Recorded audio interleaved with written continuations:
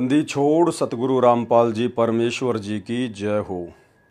परमपिता परमात्मा सारी सृष्टि के रचनहार, कुल मालिक, असंख्य ब्रह्मांडों के स्वामी, जगत गुरु, तीनों लोकों में प्रवेश करके सबका भरण पोषण करने वाले राजाधिराज, आत्माधार, नाथों के नाथ, देवों के देव महादेव, सर्वेश्वर महेश्वर, मृत्युंजय, अजरो अमर, आदि अनादि सनातनी प्रभु, जगत पिता जगदीश्वर, श्री श्री 1008 की उपाधि के वास्तविक अधिकारी, अकाल मूर्त शब्द स्वरूपी राम वासुदेव, सर्वगतम ब्रह्म, परम पूज्य, प्रथम पूज्य, परम संत, परम पुरुष, परम धनी, परम दयालु, सत्य कबीर, हक्का कबीर, अल्लाह कबीर, अल्लाह अकबर, बाखबर, अल्लाह ताला, जगत के तारणहार, जगत के मुक्तिदाता, जगत के जगन्नाथ है, हारे के सहारे, हिंदुओं के राम, मुसलमानों के अल्लाह, सिखों के वाहेगुरु, ईसाइयों के मसीह, दया के सागर दयानिधि, करुणा के सागर करुणानिधि, स्वयंभू परिभू, संकट मोचन, कष्ट हरण, मंगल करण, दुख भंजन, अविगत कबीर, निर्विकार निर्विषम परमात्मा, अलय अलेख सतगुरु, आदि अनादि सतगुरु,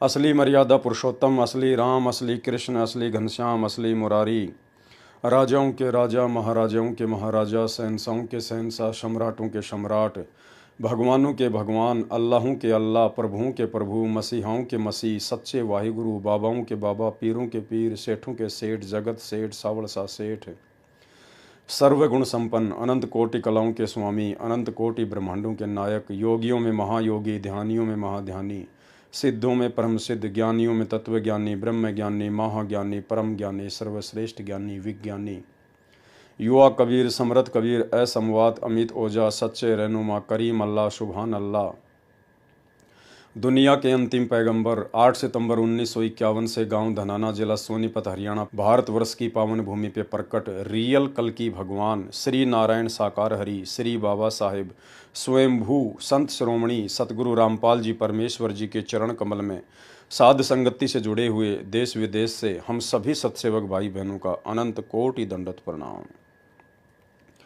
सत्साई भाई और बहनों, दया परमपिता परमेश्वर, सर्व सृष्टि के सर्जनहार सतगुरु रामपाल जी भगवान की, जिनके शुभ आशीर्वाद से, जिनके विशेष आशीर्वाद से आप और हम सभी साध संगति से जुड़े हुए सत्सेवक भाई बहन सृष्टि रचना को लेकर क्रोथा कांड के रहस्य को उजागर करते हुए आज चौथे पार्ट के ऊपर वीडियो बना रहे हैं। भाई और बहनों, सतगुरु रामपाल जी परमेश्वर जी की विशेष रजा के बिना इस कलयुग की बिचली पीढ़ी में जिस प्रकार से आप और हम सभी साध संगति से जुड़े हुए भाई बहनों का ज्ञान योग खुला हुआ है, क्योंकि सतगुरु रामपाल जी परमेश्वर जी की लाखों करोड़ों की संगत में से यदि सतगुरु को परमेश्वर के रूप में किसी ने पहचान कर परमेश्वर की तरह व्यवहार करना शुरू किया है तो केवल सत्सेवक भाई बहनों ने शुरू किया है। तो सतगुरुदेव की विशेष रजा के बिना ये कलयुग की बिचली पीढ़ी में साध संगतियों का नसीब होना बिल्कुल भी संभव नहीं होता है। इसके लिए जीव को युगों युगों के मजबूत भक्ति संस्कार और वर्तमान में सतगुरुदेव भगवान का भरपूर आशीर्वाद चाहिए होता है, जो सिर्फ सत्सेवक भाई बहनों के पास में है या उन आत्माओं को नसीब होगा जो आगामी समय में साध संगति से जुड़कर दृढ़ होकर भक्ति करेंगी। तो भाई और बहनों, सृष्टि रचना के माध्यम से क्रोथा कांड के रहस्य को परमात्मा उजागर करवा रहे हैं। बहुत सारी नई नई बातें, नए नए रहस्य आप और हमें पता चलते जा रहे हैं। कौन कौन सी वो गलतियां हैं जिन गलतियों के करने से परमात्मा के मार्ग में बाधा उत्पन्न होती है और स्वयं भी आत्मा भक्ति मार्ग से कोसों दूर हो जाती है, और किस प्रकार से हम सावधान होकर परमेश्वर की भक्ति करें, ये तमाम जानकारियां हमें उपलब्ध हो रही हैं। भाई और बहनों, सन 2008 के एक सत्संग में सतगुरु रामपाल जी परमेश्वर जी ने बताया कि आज से 15 साल पहले यानी सन 2000 से पहले पहले जितनी भी आत्माएं जुड़ी थी वो आत्माएं ज्ञान को आधार बनाकर नहीं जुड़ी थी, वो केवल देखा देखी में जुड़ी थी, एक दूसरे भक्तों के सुखों को देखकर जुड़ी थी। एक व्यक्ति जो महादुखी था, सतगुरु से उपदेश प्राप्त किया, सतगुरु ने अपने कोटे से उसको लाभ दिया, उसको जीवन दान दिया, उसके बाद उसने ढिंढोरा पीटना शुरू कर दिया अपने गुरुदेव की महिमा का। उसके सुखों को देखकर उसके रिश्तेदार जुड़े, उसके आड़ोसी पाड़ोसी जुड़े। इस प्रकार से सतगुरु रामपाल जी भगवान के मार्ग में सन 1994 से सन 2005 तक संगत जुड़ी थी। परंतु वो संगत ज्ञान आधार से बिल्कुल भी कोई निर्णय नहीं ले पा रही थी, केवल अन्य संतों और पंथों की भांति देखा देखी में भक्ति मार्ग पर लगी हुई थी। आगे बढ़े उससे पहले ये छोटा सा वीडियो। विचार करना पुण्यात्माओं, ये काल हमारे साथ कितना धोखा किए हुए है। आज से जो 15 साल पहले लगे थे 100-200 परिवार, अब उनमें से मेरे ख्याल में 10% उस लगन से 10% लगे हुए हैं, बाकी ढीले पड़ गए क्योंकि उनका सुख गणे हो गए। वो तो माया चाव थे, उनको ज्ञान था को नहीं, क्योंकि दास को भी परमात्मा ने या ज्ञान योग नहीं खोला था जब तक, क्योंकि इस ज्ञान को परमात्मा ने बैन ला रखा था कि अभी इसको प्रचार नहीं करना। क्योंकि जैसे ये ज्ञान तो दास बताता था, गांव गांव में जाकर सत्संग किया करता था, लेकिन कबीर परमेश्वर जी की वाणी से ही ये यूं का यूं बताया करता था कि ब्रह्मा विष्णु महेश की ये स्थिति है, दुर्गा की ये स्थिति है। लेकिन आम व्यक्ति का विश्वास नहीं होता, जो हमारे शिष्य थे उनका विश्वास ना होता कि ठीक है, उनको लाभ हो रहे थे, परमात्मा के नाम लेते उनके सारे संकट दूर होने लगे थे, इसलिए शिष्य तो बनने शुरू हो गए थे। क्योंकि ये जो मंत्र है,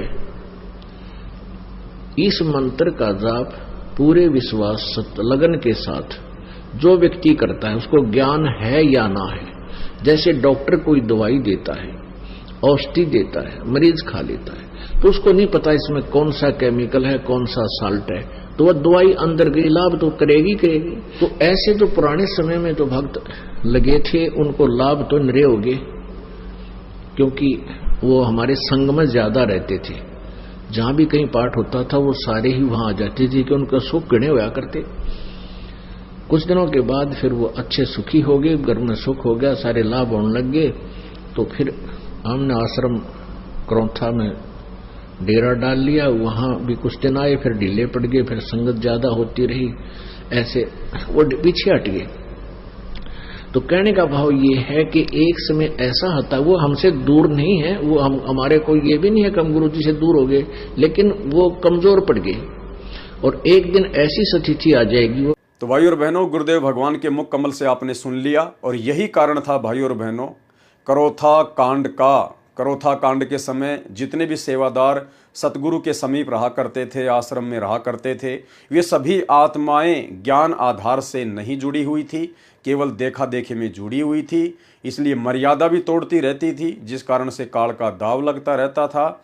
और यही कारण था कि उन्होंने अपनी तरफ से सतगुरु को मानुष मानकर उनको सलाह दी, जिसके आधार से करौथा आश्रम बनाया गया। और एक जीव की सलाह के ऊपर जब कोई काम होता है परमात्मा के मार्ग में, तो वो काम कभी सफल नहीं होता है। और 12 जुलाई 2006 को करौथा कांड हुआ। सतगुरुदेव भगवान को 21 महीने रोहतक की जेल में रहने के लिए बाध्य होना पड़ा, और लाखों आत्माओं को गुरुदेव भगवान के सत्संग और उनके आशीर्वाद से भी विमुख रहना पड़ा।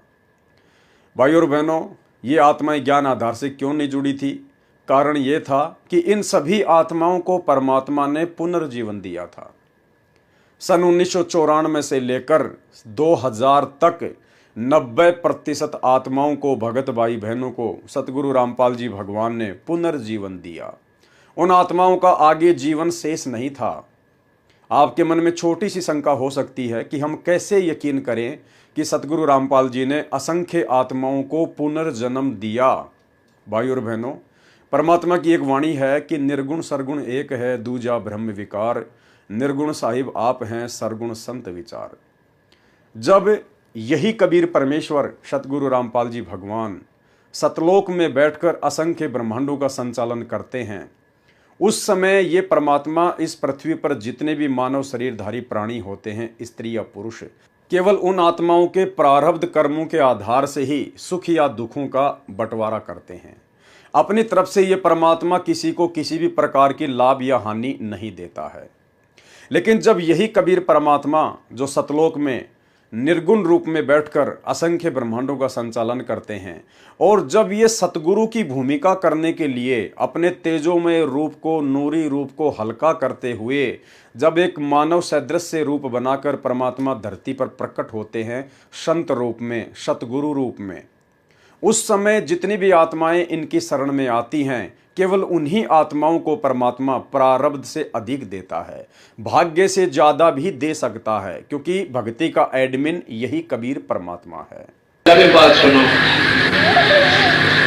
बंदी छोड़ भगवान की शरण में विधिवत लाओ उसको और नाम दिवाओ। और पहले उसने नाम लिया था, पर बीच में उसने अपना वो साधना छोड़ दी मारे वाली और लग गया करने। फिर उसको कुछ तकलीफ होगी बाद में, तो मैं बोला उसको दोबारा तो उपदेश लेना पड़ेगा। वो दोनों इतनी कूद कूद कर रोने लगी, वो लड़का भी रोने लग गया छोटा सा। जो बोले जी छोरा, जो बोला विक्रम तक मेरा पिताजी मरेगा और मन ने करनी मुझसे उठानी पड़ेगी माई को पेट को नहीं खाते। जो कहेगा जी मारा भी काल जा बैठ गया, इतना बुरी तरह रोया हम दोनों के दोनों घर पे। मैं बोला भी उसको लाओ यहाँ पे, और अपना दिल रखने खातिर मैंने उनको भाई सात कामना अपने कबीर भगवान के आधार पर दी कि वे चिंता न करें, ये नहीं मरेगा। पर न्यों कौन दिल डटे न्यों कहते हैं, मैंने उसको खूब कहा नहीं मरेगा, तू चिंता न करे, मेरे पे लिखवा ले यूं मर जाते। मैंने यहाँ तक कह दिया, पर कोई ना बेटा मेरा जो बोली जी हम तो आपके साथ छोड़ना कि 15 जनवरी 1999 3 हाथ रेखाएं देखने वालों ने धरती के 15 जनवरी के बाद सा जीवन नहीं है। अब हम उन हाथ देखने अंगड़ा पक्का माने, उसने जो कह दिया फाइनल है। और तीनों ने कह दिया, एक ने भी कोई ना, फिर गुंजाइश भी नहीं रहती, बात भी सच्ची से।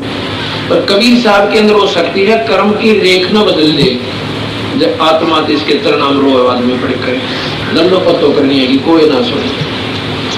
अब वो था उनका, उसने नाम दोबारा लिया, अन्य बोली जी आप इसमें साक्षर आए, ये 3 जनवरी की बात से, तो बोले 15 जनवरी लास्ट लिख रखिए, ये सेवा कर देगा आपके पास, आ जा भाई देखी जाएगी। उसने नाम दे लिया, हमारे साथ रहने लगे। जब आ गई 14 जनवरी रोटी खानी छोड़ दी, खावत पहले हम इसी था बेचारा, इतनी बुरी पीड़ा है यहाँ पर गले में और सारे शरीर में कापड़ लगे। 14 जनवरी जब आई रोटी खानी छोड़ दी, मैं बोला भाई कृष्ण खाना खा लिया? अब जी खा लिया, मतलब ऐसे बोला। वो तो जिसका सत्संग चल रहा था उन्होंने बोला जी भोजन नहीं खा, भगत जी न्यों का नहीं उठ का आया थाली पर, और बाद जिसका जन्म रखा मरने का किसी रोटी खाई नहीं। बात भी सच्ची है, देखो जिसका ना बीता वो तो कुछ भी कह दो, पर जिसकी रस्म आसमी होगी नहीं कहानी, पसीने आ जाएंगे। मैं बोला भाई तो मेरे कहती वादी रोटी खा ले। मुश्किल से उसने 15 मिनट बाद टूक अंदर गया, उसके बोले सेब खा ले, बोला जो मना अच्छी नहीं जाएगी। अच्छा भाई 15 जनवरी आ गई, चाह भी नहीं पीवा।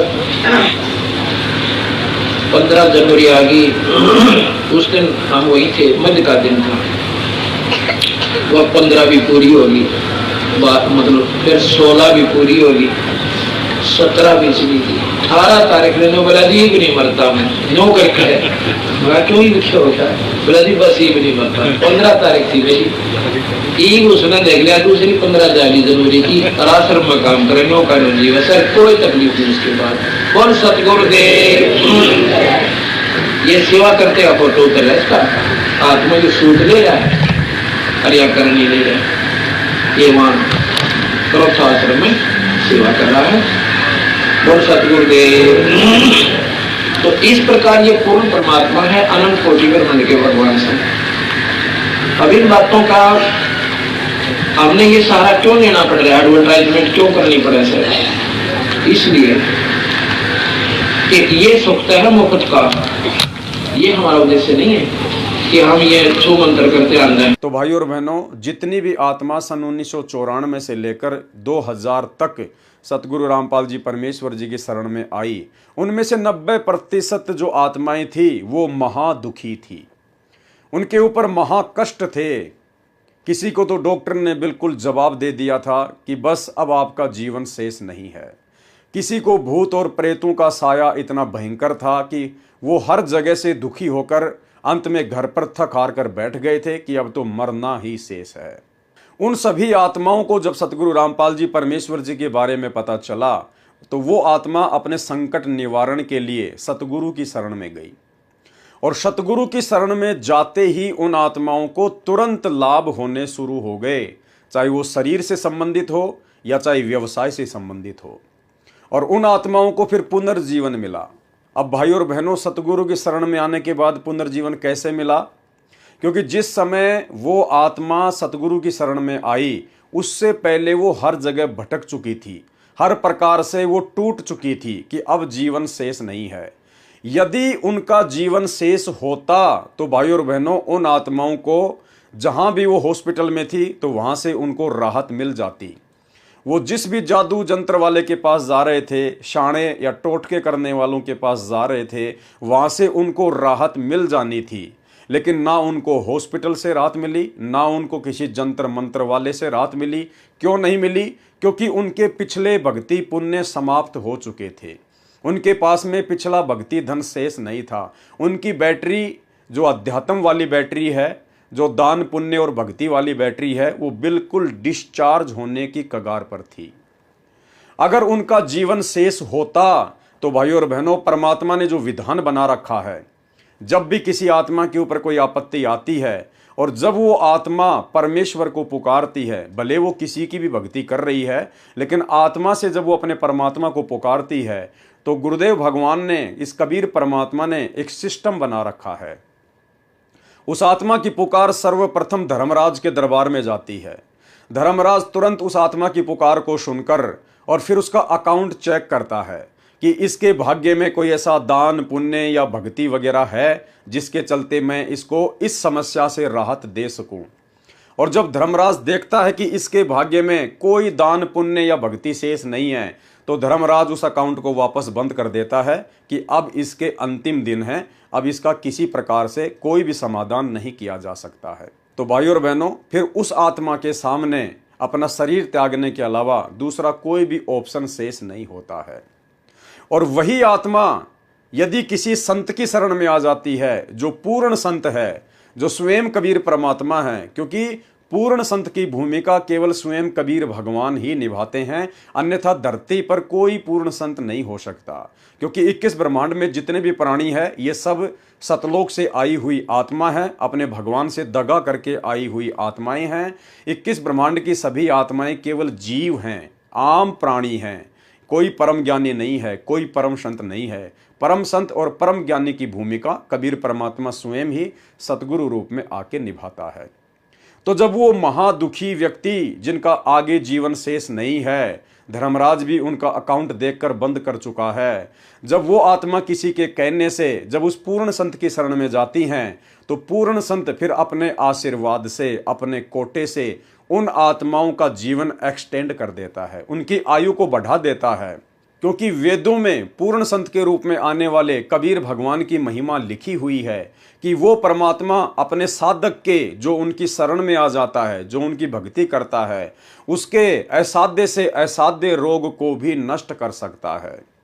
यदि साधक की मृत्यु होनी हो और यदि वो मृत्यु को प्राप्त करके धर्मराज के दरबार में चला गया हो तो भी वो पूर्ण संत धर्मराज के दरबार से उस आत्मा को छुड़वा कर वापस 100 वर्ष का जीवन प्रदान कर सकता है।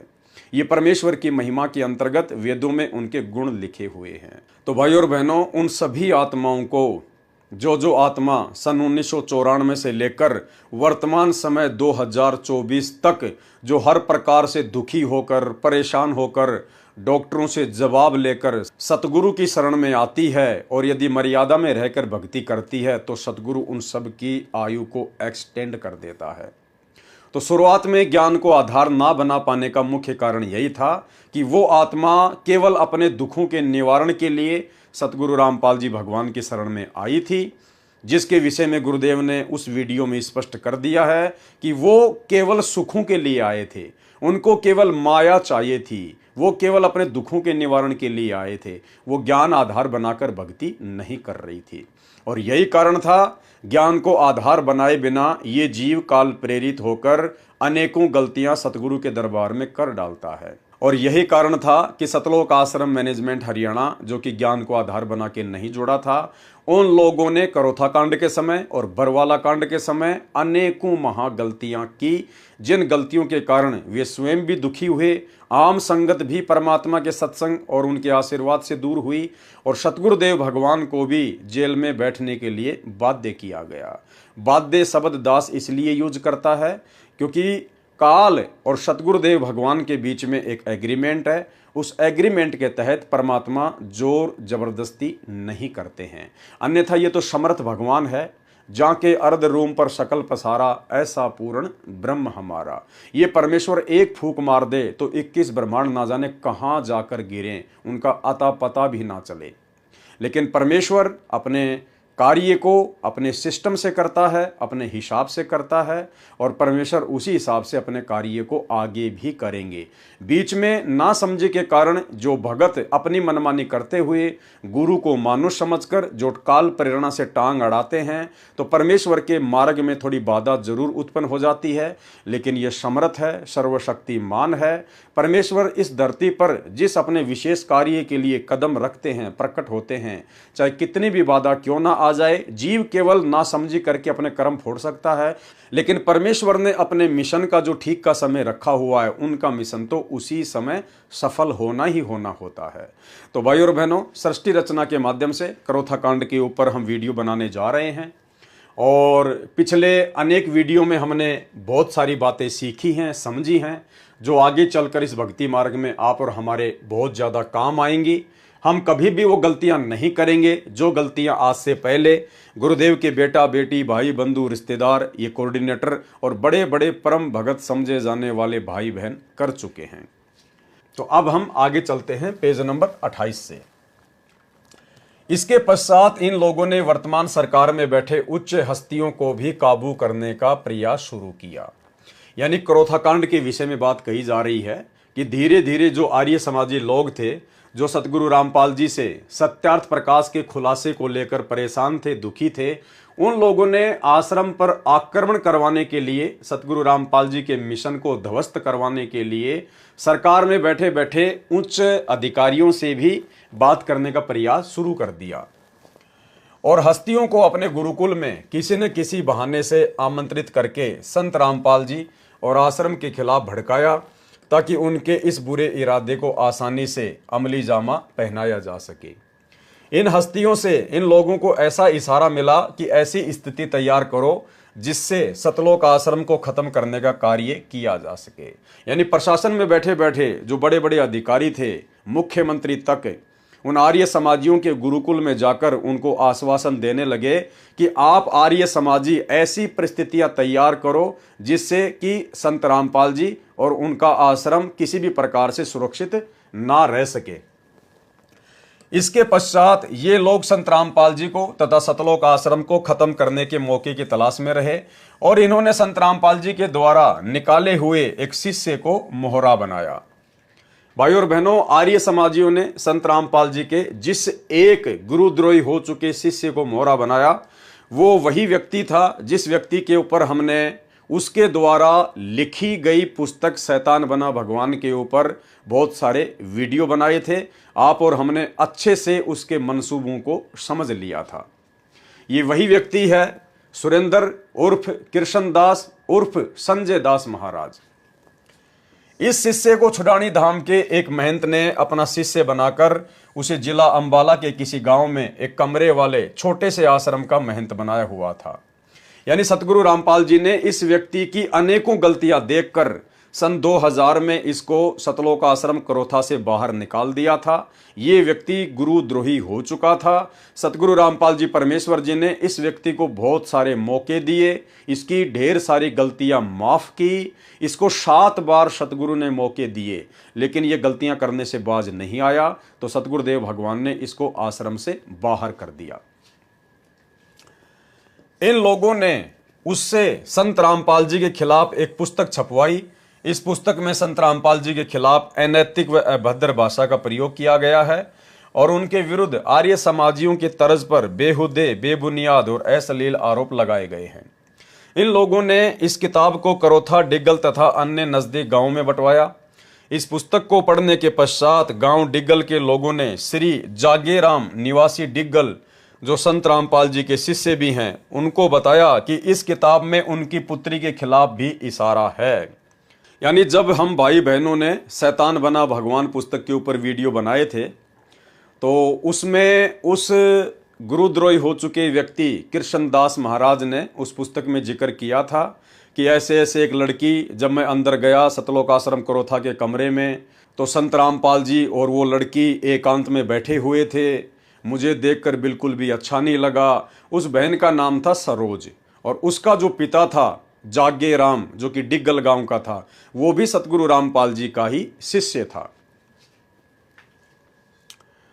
गांव डिग्गल के लोगों ने श्री जागे राम निवासी डिग्गल, जो संत रामपाल जी के शिष्य भी हैं, उनको बताया कि इस किताब में उनकी पुत्री के खिलाफ भी इशारा है। श्री जागे राम ने इस किताब की एक प्रति प्राप्त की और अपने परिवार के सदस्यों के साथ विचार विमर्श किया।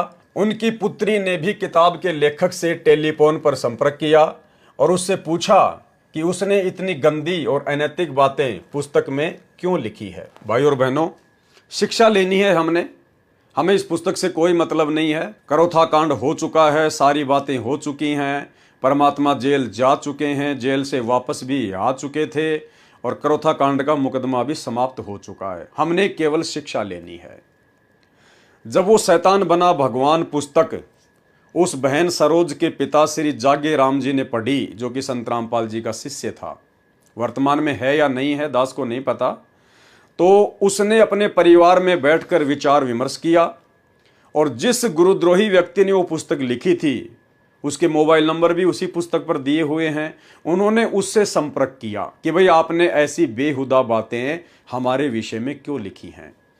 भाई और बहनों, यदि वर्तमान में ऐसी कोई परिस्थिति पैदा हो जाए आप और हमारे साथ में, तो हमने क्या करना है?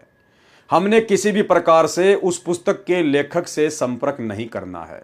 यानी कोई भी घटना घटे हमारे ऊपर, चाहे कोई कितना ही बेहुदा आरोप क्यों ना लगाए, हमें चाहे कोई कितना ही बदनाम करने का प्रयास क्यों ना करे, लेकिन हम भगत भाई बहनों ने, जो कि हम गुरुदेव के ज्ञान को आधार बना चुके हैं, हमने किसी भी प्रकार से कोई भी प्रतिक्रिया नहीं करनी है। जब हमें पता है कि हम दूध के धुले हुए हैं, परमात्मा कहते हैं कि भक्ति बीज बिन से नहीं, आय पड़े सो झोल, और जय सोना बिष्टा पड़े तो घटे न ताको मोल। सोने को यदि लैट्रिन में डाल दिया जाए तो उसकी कीमत में कोई फर्क नहीं पड़ता है। सोना किसी भी प्रकार से कोई शिकायत नहीं करता है कि मुझे लैट्रिन में क्यों डाला गया। तो भाई और बहनों, इसी प्रकार यदि भगत अपने आप में साफ सुथरा है, उसने किसी प्रकार की कोई गलती नहीं की है, तो भगत ने उन बेहुद्दा बातों को अपने दिलो दिमाग पर नहीं लेना चाहिए। काल तो यही चाहता है कि मैं इनके हृदय में अशांति पैदा कर दूं, इनको भक्ति और भगवान से दूर कर दूं, इनको मानसिक परेशानियां दे दूं। तो आप और हमारे सामने यदि निकट भविष्य में इस प्रकार की कोई घटना घटित होती है किसी के भी माध्यम से, तो भाई और बहनों, हमने किसी भी प्रकार की कोई भी प्रतिक्रिया नहीं देनी है। कोई व्यक्ति हमारे खिलाफ कितना गंदा बोलता है, कितना ही बेहुदा बोलता है, हमने किसी प्रकार की कोई प्रतिक्रिया नहीं देनी है। परमात्मा कहते हैं राम किसी को मारे नहीं, मारे तो हत्यारा राम, अपने आप ही मर जाएंगे कर कर खोटे काम। और गुरुदेव ने एक भगत के लिए आदेश दिया है अपनी वाणी में कि जो तोकू काटा बोवे वाको बोतू फूल, और तोहे फूल के फूल है वाको है त्रिशूल। समय आने पर जो गलत होगा उसे उसकी सजा अवश्य मिलेगी। तो हम भाई बहनों ने कोई प्रतिक्रिया किसी प्रकार की नहीं करनी है। इसी प्रकार इन भाई बहनों ने, श्रीमान जागेराम जी ने और उनकी पुत्री सरोज देवी ने जो कि दोनों ही सतगुरु रामपाल जी के शिष्य थे, तो इन्होंने किसी भी प्रकार की कोई प्रतिक्रिया उस समय नहीं देनी चाहिए थी। और यदि इनको कोई दिक्कत थी तो इन्होंने अपने गुरुदेव भगवान से संपर्क करना था, क्योंकि आप लोगों से पहले तो आपके गुरुदेव को निराधार रूप से उस पुस्तक में उस गुरुद्रोही व्यक्ति के द्वारा बदनाम करने का कुप्रयास किया गया है। जब आपके गुरुदेव ने कोई प्रतिक्रिया नहीं दी तो भाई और बहनों, आप तो गुरुदेव के भगत हैं, आपने भला क्यों प्रतिक्रिया दी? क्यों आपने उस व्यक्ति से संपर्क साधा? क्यों आपने उस व्यक्ति से जानना चाहा कि आपने हमारे विषय में ऐसा क्यों लिखा है? यदि आप इस प्रकार की प्रतिक्रिया देते हैं तो कहीं ना कहीं ये आपके ज्ञान की कमी है, क्योंकि आप अपनी उस बेइज्जती को सहन नहीं कर पा रहे हैं। और भक्ति मार्ग में भगत की ना कोई इज्जत होती है ना कोई बेइज्जती होती है। भले भगत की कोई बेइज्जती करे, भगत को कोई फर्क नहीं पड़ता है, क्योंकि भगत मिट्टी होता है। और यदि भगत को कोई इज्जत दे तो भगत को मान बढ़ाई में नहीं आना चाहिए, क्योंकि इज्जत इस जीव की सबसे बड़ी दुश्मन है। एक सत्संग में गुरुदेव भगवान ने बताया कि यदि किसी गोरी लड़की को, जिसका गोरा रंग है, उसको यदि कोई काली काली काली काली बोले कि ए काली इधर आ, तो वो लड़की बुरा नहीं मानती है, क्योंकि उसको पता है कि मैं तो गोरी हूं और ये मुझे काली कह रहा है, तो या तो ये अंधा है या फिर ये नशे में है, तो वो बेटी बुरा नहीं मानती है। और यदि किसी काली लड़की को कह दिया जाए ए काली, तो वो तुरंत बुरा मान जाएगी। तो उस समय ज्ञान आधार नहीं था, इसलिए इन आत्माओं ने बात को अपने दिल के ऊपर ले लिया और इन्होंने पुस्तक के लेखक से संपर्क साधा।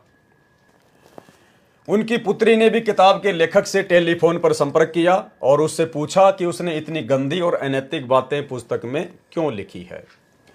लेखक श्री कृष्ण दास उर्फ संजय ने उसको इस बारे में बातचीत करने के लिए दयालदास कोठी आश्रम छुडानी में आकर बात करने को कहा। वह अपने माता पिता और पुत्र के साथ बात करने के लिए छुडानी आश्रम पहुंचे। भाई और बहनों, उसके बाद वो बहन बिना अपने गुरुदेव भगवान से विचार विमर्श किए, बिना उनकी आज्ञा लिए, वो लड़की अपने पिता के साथ और अपने बेटे के साथ में छुडानी आश्रम में चली जाती है, जहां पर उसको उस गुरुद्रोही व्यक्ति ने बुलवाया था। छुडानी पहुंचकर जैसे ही बातचीत शुरू हुई, छुडानी आश्रम के लोगों ने तथा उस पुस्तक के लेखक ने अभद्र भाषा में बोलना शुरू कर दिया। देखो भाई और बहनों, जैसी क्रिया वैसी प्रतिक्रिया। उस भगत जागेराम और उसकी बेटी सरोज के द्वारा उस व्यक्ति से बातचीत करने के लिए छुडानी आश्रम में जाना बिल्कुल भी न्याय संगत नहीं था और उसकी वैसी ही प्रतिक्रिया हो गई, क्योंकि जो व्यक्ति आपके विषय में पहले से ही अभद्र बातें लिख रहा है वो आपके साथ में कौन सा अच्छा बर्ताव करेगा। और वहां पर लड़ाई झगड़ा हो गया, मारपीट की नौबत आ गई और काफी कुछ वहां पर हुआ। छुडानी पहुंचकर जैसे ही बातचीत शुरू हुई, छुडानी आश्रम के लोगों ने तथा उस पुस्तक के लेखक ने अभद्र भाषा में बोलना शुरू कर दिया और हाथापाई पर उतर आए। उन्होंने उस बहन के साथ भी दुर्व्यवहार किया और उसके कपड़े फाड़ दिए, वह छाती में हाथ मारकर धकेल दिया। किसी न किसी तरह वे बचकर भागे और दुल्हेड़ा गांव की पुलिस चौकी पर पहुंचकर इस मामले की रिपोर्ट दर्ज करवाने को कहा। पुलिस चौकी में उनको 2 घंटे बैठाए रखा और रिपोर्ट दर्ज नहीं की और बाद में उनको बताया कि वो छुडानी गांव में जा रहे हैं, क्योंकि कुछ लोगों ने छुडानी आश्रम में रहने वालों को पीटा है। छुडानी आश्रम के षड्यंत्र को भांपते हुए उन्होंने पुलिस चौकी को छोड़ दिया और पुलिस अधीक्षक झज्जर के कार्यालय में पहुंचे। वहां पर पुलिस अधीक्षक उपस्थित नहीं थे, इसलिए वो पुलिस अधीक्षक के निवास स्थान पर भी अपनी बात कहने के लिए गए। पुलिस अधीक्षक घर पर भी नहीं मिले। इसी बीच किसी ने उनको सलाह दी कि वो अस्पताल में अपनी डॉक्टरी जांच करवाए। उसके पश्चात वो सिविल अस्पताल डीगल पहुंचे और डॉक्टरी जांच करवाई और MLR की प्राप्ति प्राप्त की। और उसके बाद क्या होता है भाई और बहनों, सतलोक आश्रम करोथा का मैनेजमेंट एक गाड़ी में भरकर छुडानी आश्रम में जाता है, वहां पर मारपीट करके आता है, जिसका मुकदमा फिर आगे चलकर सतगुरु रामपाल जी भगवान पर लगा दिया जाता है। अगले दिन वो फिर पुलिस अधीक्षक कार्यालय में छुडानी आश्रम के लोगों के खिलाफ केस दर्ज करवाने के लिए गए और वहां उनको पता लगा कि उनको तथा सतलोक आश्रम के भक्तों के खिलाफ एक FIR दर्ज हो चुकी थी। पुलिस अधीक्षक झज्जर ने उनकी दरखास्त लेकर DSP बहादुरगढ़ के पास जाकर अपने बयान दर्ज करवाने को कहा। DSP बहादुरगढ़ ने उनके बयान दर्ज करने के पश्चात उनको ये आश्वासन दिया कि 1 या 2 दिन में FIR दर्ज हो जाएगी। लेकिन एफआईआर दर्ज नहीं की गई। एफआईआर दर्ज करवाने के लिए पुलिस अधीक्षक व उपायुक्त झज्जर से भी दोबारा प्रार्थना की गई, लेकिन उनको भी परिणाम नहीं निकला। उसके पश्चात आईजी रोहतक रेंज से भी मिलकर प्रार्थना की गई, लेकिन फिर भी छुडानी आश्रम के निवासियों के खिलाफ एफआईआर दर्ज नहीं की गई। लेकिन इसी बीच आर्य समाजी तथा कथित महंतों संतों ने जिला प्रशासन के आशीर्वाद से सतलोक आश्रम को नष्ट करने का षड्यंत्र रचना शुरू कर दिया। उन्होंने विभिन्न गांवों के असामाजिक तत्वों को इकट्ठा करना शुरू कर दिया और विशेषकर संत रामपाल जी के खिलाफ लोगों को भड़काना शुरू कर दिया। झज्जर पुलिस ने भी सतलोक आश्रम के अनुयायियों की अंधाधुंध धरपकड़ शुरू कर दी। यहां तक कि पुलिस ने आश्रम के ऐसे 3 अनुयायियों को भी आश्रम के ट्यूबवेल से उठा लिया जो आश्रम में पीने के पानी का प्रबंध करने में व्यस्त थे। इन 3 अनुयायियों में से एक तो नाबालिग था। संत रामपाल जी के भगत इस विषय में पुलिस अधीक्षक व उपायुक्त झज्जर को भी मिले, लेकिन उन्होंने भी कोई कार्रवाई नहीं की। उस बहन का पति बहुत शराब पीता था, वही सरोज बहन जिसके खिलाफ उस पुस्तक में अभद्र बातें लिखी गई थी। उस बहन का पति बहुत शराब पीता था, फौज से सेवानिवृत्त था, पेंशन की शराब पी जाता था। गांव में 8 एकड़ जमीन है, उसको भी ठेके पर देकर प्राप्त राशि की शराब पी जाता था। ऐसे समय में उस बहन के पिता श्री जागेराम अहलावत, जो गांव डिग्गल के गिने चुने प्रतिष्ठित परिवारों में से एक है, अपनी बेटी के घर का खर्चा चलाते थे तथा अपनी बेटी के गम को भुलाने तथा परमात्मा में आस्था बढ़ाने के लिए सतलोक आश्रम में साथ साथ लाया करते थे। उसी दौरान उस बहन को परमात्मा का अद्भुत करिश्मा हुआ। ध्यान से सुनना भाई और बहनों, उसके बाद में उस बहन के साथ में परमात्मा ने अनहोनी की। क्या कि उसके छोटे बेटे विक्की के दोनों गुर्दे बंद हो गए थे, अर्थात उसके बच्चे की दोनों किडनियों ने काम करना बंद कर दिया था। रोहतक के डॉक्टरों ने जवाब दे दिया था। परमात्मा कबीर जी की कृपा से लड़का विक्की बिना दवाई लिए स्वस्थ हो गया। ऋग्वेद मंडल 10 सूक्त 161 मंत्र 2 में यही प्रमाण है कि परमात्मा अपने सच्चे उपासक का असाध्य रोग ठीक करके 100 वर्ष की आयु प्रदान कर देता है। अब विचार करने की बात है और भाई और बहनों, ऐसे ऐसे प्रमाण आपको इस पुस्तक में देखने को मिल रहे हैं जिनका जीवन शेष नहीं था। उस बहन के लड़के विक्की का जीवन शेष नहीं था। धर्मराज के कागजों में उसकी आयु समाप्त हो चुकी थी, उसको केवल मरना ही था। उसके दोनों गुर्दे खराब हो चुके थे, लेकिन पूर्ण संत सतगुरु रामपाल जी भगवान की शरण में आए तो परमात्मा ने उसके दोनों गुर्दे ठीक कर दिए, उसको पुनर्जीवन प्रदान किया। तो ये बहुत ही विचारणीय विषय भाई और बहनों कि गुरुदेव भगवान के रहते सहते धरती पर, इस कबीर परमेश्वर के धरती पर प्रकट रहते सहते, और जिन्होंने सन 1994 से न जाने कितने असाध्य रोगों को ठीक किया, लोगों को जीवन दान दिया, आज उसी परम संत के आश्रम में, जिस परम संत ने जिन जिन लाखों आत्माओं को जीवन दान दिया असाध्य रोगों से, बिना किसी हॉस्पिटल के, बिना किसी इंजेक्शन के, बिना किसी मेडिसिन के, आज उसी परम संत के नाम से खोले जा रहे आश्रम में उनके परिवार के द्वारा धनाना आश्रम में 3 एकड़ जमीन में इतना बड़ा हॉस्पिटल आखिर क्यों बनाया जा रहा है? सीधा सीधा मतलब यही है कि आज भी ये लोग सतगुरु रामपाल जी परमात्मा को नहीं समझ पा रहे हैं। आज भी सतलोक आश्रम मैनेजमेंट हरियाणा की अध्यात्म को लेके उतनी ही बुद्धि काम करती है जितना कि सन 1999 में सतलोक आश्रम करोथा वाले सेवादारों की बुद्धि काम करती थी। आज भी ये लोग गुरु को मानुष ही मानते हैं। अन्यथा भाई और बहनों, आश्रम में हॉस्पिटल खोलना तो एक प्रकार से परम संत की बेइज्जती करना है। अगर हॉस्पिटलों से ही रोग ठीक होना होता तो लोग दुखी होकर सतगुरु रामपाल जी की शरण में नहीं आते। उसके पश्चात बहन सरोज का अटूट विश्वास परमात्मा में हो गया। अधिक से अधिक समय सत्संग सुनने में लगाने लगी। उस गुरुद्रोही जैसे दुर्बुद्धि व्यक्तियों ने तो बहन मीराबाई जैसी भक्तमतियों को भी नहीं छोड़ा था। यदि सीता जी पत्नी श्री रामचंद्र भगवान वर्तमान में किसी आश्रम में अपने दुख के समय को व्यतीत करती है तो उस बागी जैसे व आर्य समाजी कहलाने वाले तथा वर्तमान के मीडिया वालों को उस माता व ऋषि वाल्मीकि जी पर भी कीचड़ उछालने में कोई कसर नहीं छोड़ते। त्रेता युग में गर्भवती सीता जी श्री वाल्मीकि जी के आश्रम में रही, वहां लव नामक पुत्र को जन्म दिया। लव 2 वर्ष की आयु का हुआ तो किसी कारण से ऋषि वाल्मीकि जी ने एक लड़का कुश घास से अपनी सिद्धि से उत्पन्न कर दिया था। उस समय के व्यक्ति सभ्य थे, उन्होंने माता सीता पर कोई लांछन नहीं लगाया। वर्तमान के आर्य समाजी व गुरुद्रोही जैसे नकली संत व विवेकहीन मीडिया वाले तो आज उस सती सीता का भी दुष्प्रचार कर डालते, परंतु सांच को आंच नहीं होती।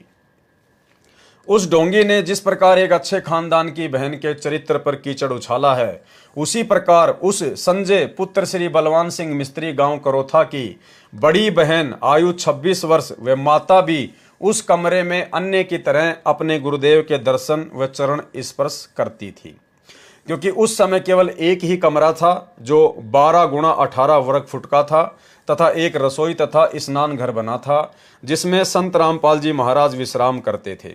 एक बड़ा हॉल था जिसमें आश्रम के स्थायी सेवक विश्राम करते थे। उस ढोंगी ने अपनी माता तथा बहन के विषय में क्यों नहीं लिखा? उसकी बहन तथा माता जी भी कभी कभी उसी रसोई घर में महाराज जी की चाय आदि बनाकर आती थी। यदि उसकी पुस्तक में लिखे मिथ्या लेख में सच्चाई थी तो उसी समय क्यों नहीं लिखा जब वह सन 2000 में आश्रम से गया था? बहन सरोज को बदनाम करने का कारण यह है कि एक बार उस संजय कृष्णदास को भक्तों ने फोन सुनने के लिए आश्रम का मोबाइल फोन दे दिया।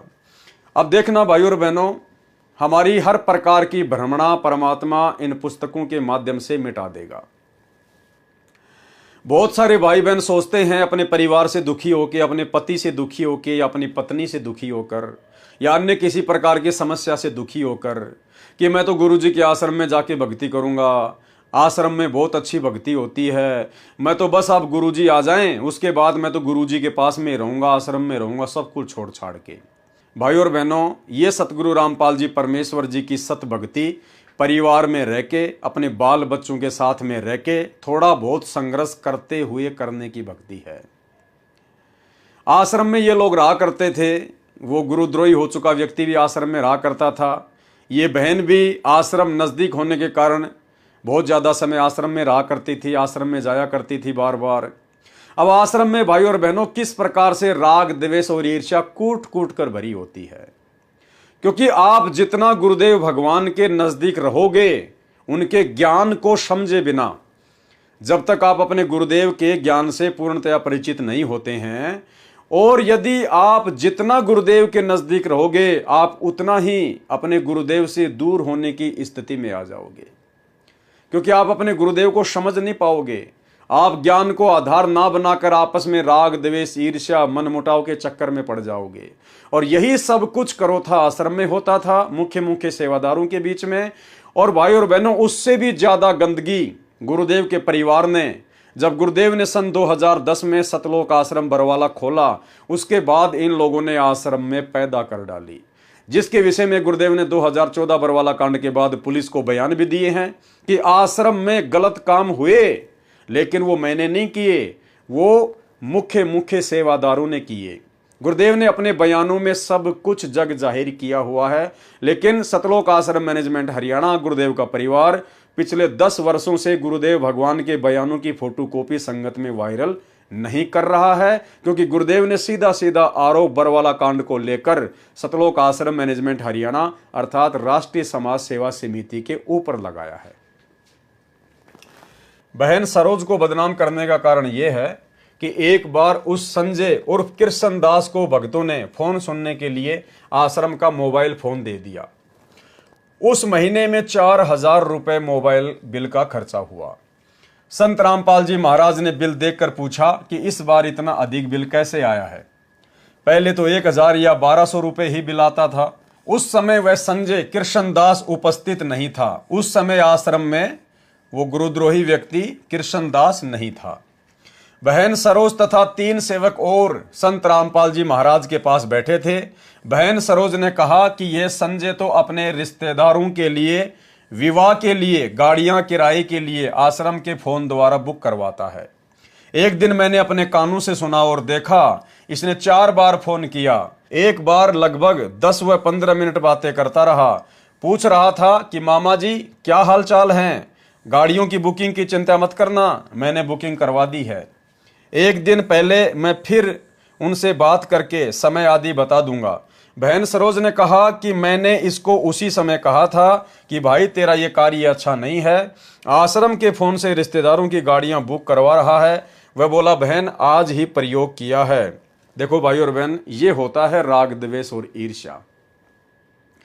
उनका पहले से ही मनमुटाव चल रहा था। बहन सरोज का, उस कृष्णदास का और अन्य सेवादारों का आपस में ज्ञान को आधार ना बनाने के चलते, मान बढ़ाई और अहंकार के चलते आपस में काफी बातों को लेकर मनमुटाव चल ही रहा था।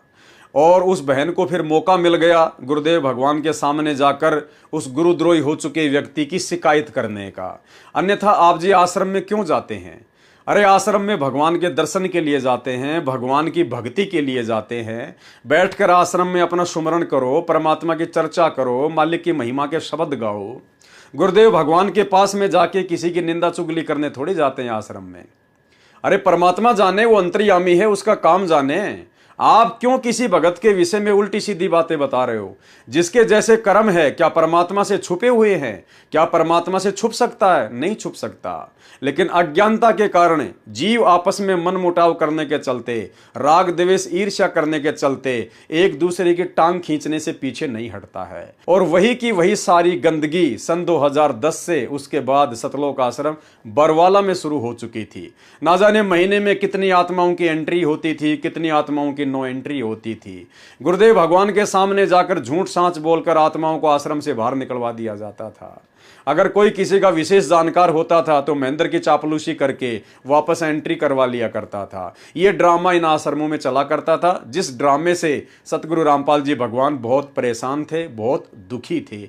इसीलिए सतगुरु रामपाल जी परमात्मा ने समर्थ होते हुए भी बरवाला कांड जैसी घटना को नहीं रोका। वह बोला बहन आज ही प्रयोग किया है। संत रामपाल जी महाराज ने उस संजय से फोन लेकर भगत सोमवीर दास को दे दिया। अगले महीने फिर वही 1200 रुपए का बिल आया। उस संजय ने अन्य भक्तों को कहा कि मेरी शिकायत सरोज ने की होगी। समय आने पर इस सरोज को बताऊंगा कि निंदा करने का क्या परिणाम होता है। हर क्रिया की प्रतिक्रिया होती है भाई और बहनों, हर क्रिया की प्रतिक्रिया होती है। इसीलिए सतगुरुदेव भगवान हमें सुबह के नित्य नेम में इतनी सारी वाणियां दे रखी हैं कि जो तोको काटा बोवे वाको बोतु फूल, और तोहे फूल को फूल है वाको है त्रिशूल। आप किसी के बारे में कुछ ना कहो।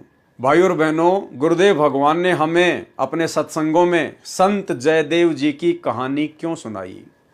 मनोरंजन के लिए नहीं सुनाया करते थे। परमात्मा हमें शिक्षा देना चाहते थे, हमें भगत बनाना चाहते थे कि जो जैसा कर्म करेगा समय आने पर अपना भोगेगा। लेकिन ये भगत नहीं समझ पाए और एक दूसरे की शिकायतें, निंदा चुगली गुरुदेव भगवान से करते ही रहते थे। इसने तो उस समय उस गुरुद्रोही व्यक्ति की गुरुदेव से शिकायत की जिस समय वो आश्रम में उपस्थित नहीं था। अगर वो गुरुद्रोही व्यक्ति संजय भी उसी समय गुरुदेव के पास होता तो वो बहन सरोज किसी भी प्रकार की कोई भी शिकायत गुरुदेव से उस व्यक्ति की नहीं करती। लेकिन वो आश्रम में नहीं था, इसलिए उसको मौका मिल गया और उसने सारी की सारी बातें गुरुदेव भगवान को बता दी, अंतर्यामी को। और आगे चल के उसको उसका परिणाम भी भोगना पड़ा। उस व्यक्ति ने उस बहन से राग द्वेष ईर्ष्या कर ली और आगे चलकर उसने जो पुस्तक गुरुदेव भगवान को नीचा दिखाने के लिए छापी, शैतान बना भगवान, उस पुस्तक में उसने उस सरोज बहन का भी जिक्र कर डाला। तो भाई और बहनों, इस बहन ने तो उस समय शिकायत की जिस समय वो गुरुद्रोही व्यक्ति आश्रम में था ही नहीं। और संत जयदेव की कथा में गुरुदेव ने हमें क्या बताया कि जिन ठगों ने संत जयदेव जी के दोनों हाथ काटकर उनको कुएं में धक्का दे दिया था, किसी प्रकार से वो बच बचा के बाहर आया, किसी ने निकाला, वापस उसी राजा के बाग में आ गया। साल भर हो गई। उसके बाद वही दोनों ठग ये सोचकर कि जयदेव तो मर गया, राजा धार्मिक है और हम यदि साधु का भेष बनाकर राजा के पास जाएंगे तो राजा हमें बहुत मान सम्मान देगा और पैसा भी देगा। ये सोचकर वो दोनों साधु का भेष बनाकर उसी बाग में आ जाते हैं। उसने सामने देखा कि भाई जयदेव तो बैठा हुआ है, साथ में राजा भी बैठा हुआ है और जयदेव और राजा ने भी उनको देख लिया। अब उन्होंने सोचा यदि वापस जाएंगे तो मारे जाएंगे, पकड़े जाएंगे। तो वो आगे को ही बढ़े, सोचे आज तो मर ही गए। लेकिन जयदेव जी ने कोई प्रतिक्रिया नहीं दी, जबकि संत जयदेव जी उनको पहचान गए थे कि ये वही दोनों ठग हैं जिन्होंने मेरी ये दुर्दशा की। उसके बावजूद भी उन्होंने एक भगत के लक्षण दिखाए, भगतपना दिखाया। संत जयदेव जी ने राजा से कहा कि राजा जी, ये दो महान संत हैं, इनके चरण छुओ, इनसे आशीर्वाद प्राप्त करो, इनके लिए भोजन का प्रबंध करवाओ। और लगभग 6 महीने जयदेव जी ने उन दोनों ठगों को बिना कुछ बताए कि जैसे मैं तुम्हें जानता ही नहीं हूं, अपने पास में वहीं रखा, अपने भाइयों जैसा उनके साथ में बर्ताव करा। आगे चलकर जैसी करनी उन ठगों की थी उनको प्राप्त हो गई। गुरुदेव की कथा हमने कई बार सुनी है, एक बार फिर से हम ये कथा सुनेंगे, क्योंकि परम संत के मुख कमल से कथा सुनने से भाई और बहनों हमारे असंख्य पापों का नाश होता है। सुनिए। जयदेव की कथा आपको सुनाते हैं, क्योंकि आत्मा में 100 कथा सुन लेंगे, जब एक जोगा असर तो होएगा। कभी तो आत्मा देखो, हमें जाते हैं पहलवाना ने जब खाड़े में गुड़ते हुए देखे हैं ना, हमारे गांव में होया करता है खाड़ा, अभी होता 6 महीने वहां पर कुश्ती हो से, हम जाते ना देखने छोटे छोटे, तो उन पहलवाना ने ठाठा पटक दे दूसरे ने, और वो फिर उन्होंने ठाती दुनिया उनकी जय बोल दी। हमारे मन में भी नो इच्छा होंगी अपना घर क्या लोकमा लंगोट शमवान दे और तेल की मालिश करते और उड़ा बैठक पेलन लाग जाते, अब तक पाछे फिर भूल जाते। क्यों? जो असर तो हुआ ना वो गणा नहीं था, कुछ तो शरीर में जो है ना आदमी की शारीरिक शक्ति भी उत्पन्न हो सके। तो इसी प्रकार अच्छे कर्म के ज्ञान से अच्छी हम देखेंगे तो अच्छा असर पड़ेगा, और बुराई जैसे सिनेमा देखते हैं, सांग देखे हैं तो सांग वाला असर पड़ जाएगा। इसी प्रकार हमारा जो अच्छी कथाएं सुनेंगे, हमारे अंदर जरूर एक बार आस्था होगी कि हम भी कुछ करके दिखाएं, तो थोड़ा नहीं तो गणा नहीं तो थोड़ा तो बनेगा। तो इसी प्रकार कहा है, एक बार एक जयदेव नाम का संत था, उसका एक लड़का हुआ, फिर उसके मन में कुछ घर में कमजोरी भी थी, कुछ वैसे भी भ्रमण की इच्छा हुई, वहां से चल पड़ा। घूमता हुआ एक राजा के बाग में डट गया। राजा रानी पहले बहुत धार्मिक होया करते थे, कोई एक आधा दुष्ट आत्मा होता था राजा, नहीं साधु सेवी सभी होया करते थे। संत को देखा, उसके दर्शन करने की खातिर दोनों आ जाते हैं, राजा और रानी बैठ गए, चरणा में सिर रखा और साधु से कहा महाराज कोई ज्ञान विचार सुनाओ। संत कथा सुनाने लग गया, मीठी मीठी कथाएं, रस भरी बातों, उनको सुनकर और राजा रानी का बहुत पसंद आया। हाथ जोड़ लिए, ए स्वामी हम आपके सेवक, आप हमारे मालिक, इस बाग में रहो महाराज। उन्हें सोचा भी चल हमने तो भोजन चाहिए और आप हमारी बात सुन लीजिए, हम अपना भजन करते रहेंगे। कहते हैं साल भर वहां पर जयदेव रहा, फिर कहा कि महाराज मैं एक बार घर होया हूं। राजा बोला महाराज जल्दी आइयो, अब जल्दी आएंगे। के ले जाओ, धन दे दिया काफी, और धन दे दिया, मोर सरफी जोड़े मंगा दी। और 2 ठग वहां पर देखे थे कि यो किद चल रहे थे, ठगा का तो ये काम हो सक चलेगा जब राजा इसको धन देगा। अब वो ठग भी साधु का रूप बना के पहले तैयार बैठे थे, पता लग गया था कि परसों इसने जाना है, परसों तैयार होकर राह में खड़े हो गए। बैठे तो रास्ते में वो जान लग रहा जयदेव से बोले कि महाराज कहाँ चले? कि उस गांव में जाएंगे। कि हम भी उसी गांव में के आसपास दूसरे गांव का नाम ले दिया, उससे पहले कोई आवा था। वो बोला भी ठीक से आप तीनों चलेंगे। हाँ जी बहुत अच्छी बात से, एक ते 2 भले 2 से 3, जंगल का काम से कदे कोई ठग ना ले। जयदेव बड़ा प्रसन्न हुआ कि परमात्मा यह भी कृपा कर दी कि रास्ते में हमारा बोल बतला करके समय पास हो जाएगा और रास्ता तय हो जाएगा। वो ठग रास्ते में जा रहे थे, वो तो गए इस काम की खातिर थे। कहने लगे भाई पानी पिएंगे जयदेव? नाम आपस में पूछ ही लेते हैं। हाँ पानी पी लो मैं निकालूंगा पानी। हाँ निकाल पानी। हाँ उससे पहले कहने लगा भाई, हाँ वो पानी निकालने लग गया तो उन्होंने गठड़ी ठा ली एक ने। जयदेव एकदम स्वभाव तो बहुत देर से बदला आदमी का, भाज का गठड़ी जयदेव ने पकड़ दी। एक नहीं भाई ये तो दक्षिणा है मेरी। उन्हें क्या किया, छिन्ना जपटी करके उस जयदेव के दोनों हाथ काट दिए। वो तो ले रहे थे अर्थ हथियार गिले और ठाक उस कुएं में पिटक दिया। और वह गठड़ी लेकर पैसे लेकर के वो जो थैला था अपना चल पड़े। इतने में कहते बंजारा की वहां पर लाइन, बंजारे आगे पूरी की पूरी डांग आग उतरी। वो पानी लेने की खातिर कुएं में जावस, बाल्टी डाली तो उस नेजू और बाल्टी यानी उस डोल के उसने हाथ फंसा लिए। वो 2-3 जने थे बंजारे, खेचे वो खींचे नहीं। तो वो कहते भाई क्या सौदा हो गया? वो आवाज दे से भाई मन एक बार बाहर काट दो, मैं कुएं में गिर गया। मैंने सोचे कोई व्यक्ति है, उन्हें पकड़ कर बाहर काट लिया। बाहर निकाला, उसके हाथ कट रहे और लहू पड़े, खून निकल रहा। तो बोले भाई क्या लाग गया तेरे? अख ये कर्म लाग गए मेरे। किसने मारा? अक मुझे नहीं मालूम, कुछ नहीं मुंह से कहा, ना बताया। जाके और अपने, क्योंकि बंजारे जंगलों में रहा करते हैं, बहुत बढ़िया बढ़िया जड़ी बूटियां उनके पास होती थी, अपने नायक के पास ले गए, मुखिया के पास ले गए। वहां जाकर बताया तो उस नायक ने वैद्य बुलाया और वैद्य ने जड़ी बूटी इसी ला दी कि खून भी बंद और चीस भी बंद, दोनों ठीक हो गए। तो कहने लगे भाई कहां जाएगा? तुझे वहां छोड़ देंगे या हमारे साथ चल, कोई दिक्कत नहीं आने देंगे। कि नहीं, आपके साथ तो मैं नहीं चलूंगा, इस अगले नगर में मुझे छोड़ दीजिए। वहां जाकर उन्हें छोड़ दिया। जाकर राजा के बाग में फिर जा बैठा। राजा को पता चला कि महाराज संत वापस आ गए। जाके बताया नौकरों ने, और दोनों हाथ कटे हुए, दोनों हाथ कटे हुए। राजा रानी नंगे पैरों बाज लिए। जब सुना संत का नाम, आके पायाम पड़ जाए, महाराज के लग गया? महाराज क्या लगा? जो होना था सो हो गया भाई, मेरे कर्म लगे। मुझे बताओ महाराज, उनका अभी खून कर दूं, उनके बच्चों तक पिड़वा दूं?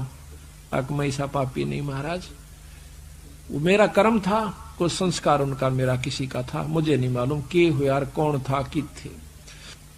कोई बात नहीं, साल भर हो गया। कहते हैं काफी दिन वो फिर बैठा रहा, गर्द भी होया। 12 वर्ष के बाद वो फिर दोनों ठग फिर आ जाते हैं। 3 अकाल पड़ गए, वो धन ले गए थे वो खत्म हो गया। उनने सोची उन ठगों ने कि राजा बड़ा धार्मिक है और साधु सेवक है, जयदेव खत्म हो चुका है, अब हम वहीं चलते हैं। अच्छी कथा सी सीख ली 10-20, इन कथा न कोई पढ़ लेवा की बात से याद हो जाती है। जाके और बाग में बढ़ गए। आगे जयदेव बैठा, राजा बैठे, सैनिक बैठे। अब उन ठगा ने जब देख लिया ने बाग में सामने ने मुड़ते ही मोड़, और सामने उसका आश्रम बना रखा था, वो बाहर बैठे बगीचे में। अब उल्टे जा तो पेटे, अब कोई चोर थे उल्टे भागे हैं। अब उन उल्टे ना जाकर आगे न चल दिए। वो तो सोचे थे वो होगा ही नहीं। फिर वो दोनों हाथ कटा हुआ आदमी देखा, उनका शक हो गया को ऐसा ही तो मरिया को ना किसी ने काट लिया। पर मरते तम गए आज, ईब कोई बचावनिया नहीं से, फिर इलाज भी कुछ नहीं। उससे कहा हाथ पांव जोड़ांगे शायद रजा करवा दे। तो जयदेव ने ऐसा कर लिया कि इसने पिछाने को नहीं। और साधु देख कर कहने लगा राजा से, महाराज ये 2 मेरे दोस्त आ गए, ये बड़े अच्छे साधु संत हैं, राजा इनके चरण लो। राजा ने खड़ा होकर उनके चरण लिए और बिठा दिया। भोजन पानी का प्रबंध करवा दिया। उनने सोची पिछाण में कोई ना इनके। जयदेव ने मुझे पिछाना नहीं हमने, क्योंकि थोड़ी देर का संग था। तो वो साल भर रहे। साल भर के बाद उनकी खूब सेवा करवाई, साल भर खूब उनकी आदर करवाया। और चलती दफा जयदेव कहने लगा, महाराज ये दोनों संत जानो से, इनको कुछ वो दक्षिणा दे दो। राजा ने कहना था इतनी देर में 2-3 घोड़ा का ऊपर मोर रस और फिर निरा धन लदवा के। और साथ में जयदेव कहने लगा, महाराज जी रास्ते में जंगल का काम से सिपाही भेज दो, घर छोड़ आओ इनके। 5-7 सिपाही और घोड़े, और वो दोनों ठग चल पड़ते। रास्ते में जब बतलाते जावे से तो वो सिपाही पूछे से उन ठगाते, अब भाई ये जयदेव तुम्हारा के लागे से, तुम्हारा बहुत आदर करता है, बड़ी बड़ाई करता है। तो कहते महाराज कहते हैं नीच आदमी जो होते हैं वो अपनी आदत नहीं जाया करते। कि एक यहाँ छोटा सा उदाहरण और से, जब कबीर साहब ने भंडारा किया ना, 9 लाख बॉडी आ गई और जय जयकार करी दुनिया ने, तो शेख तक की जला करता बंदी छोड़ते हैं। फिर भी ने बोला के करा से ससुरे ने, इसे तो हम 100 कर दिया। यानी अपनी बड़ाई रखनी चाहिए और उसका अच्छे कर्म को भी नहीं सराहा। और जो भक्त आत्मा थे वह नो कहते भाई कमाल कर दिया, ईसा यज्ञता हमने कितना देखा है कोई ना, बड़े भोजन मोहन भोजन खाए, बड़े आनंद पाए। तो जो पुण्य आत्मा थी वह तो बड़ाई करे थी, और नीच आदमी उस समय भी बुराई ही कर रहा था, इतनी महान समागम की। तो यहाँ गरीबदास जी कहते हैं कोई कहे जग जोनार किया, कोई कहे महोछा, और बड़े बड़ाई करा करा यो गाड़ी काटे ओछा। ओछे आदमी जो होते हैं वो गाड़ी निकाला करें, और भले व्यक्ति भलाई करा करे, बड़ाई करा करते हैं। तो वो दोनों कहने लगे भाई सच्ची बता दो। कहा सच्ची बता दो, यू बहुत नीच आदमी से। बोला जयदेव। बोला अच्छा की बात है? कि हम तीनों इकट्ठे रहा करते एक राजा के घर पे, और ये इतना गंदा है, इसने रानी गेला खोटा कर्म कर दिया। राजा इसने जीत मारे था, और हमने हाथ जोड़ कर बचवाया, इसके हाथ कटन में बच गया। यू हमने छोड़ कर आ गया था, मातू निकल जाड़े तो हमने न्यू कह दिया तेरी जान बच जाएगी। यो अड़ा के ठग गए। वो उनका नियत या थी कि जान दे ये राजा ने बताओगे खाना पूछी, राजा उसने काट देगा थारी पूरी मौज।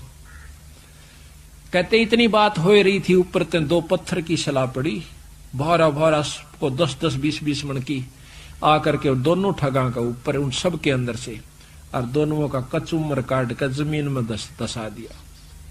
दोनों खत्म हो गए। वह नीच कहते हैं वो ठगे से रह गए, वो जो संत गए थे साथ में वो सिपाही गए थे, अब वो ना रहे तो अपने उल्टे हो लिए लेकर सारे ढमढमे ने। जब वापस आते हैं, राजा को पता लगा है कि वो वापस आ गए, तो कहने लगा भाई क्या बात होगी। उन्होंने सारी कथा राजा को सुना रहे थे, और जयदेव सुने था इतने फैसले पे।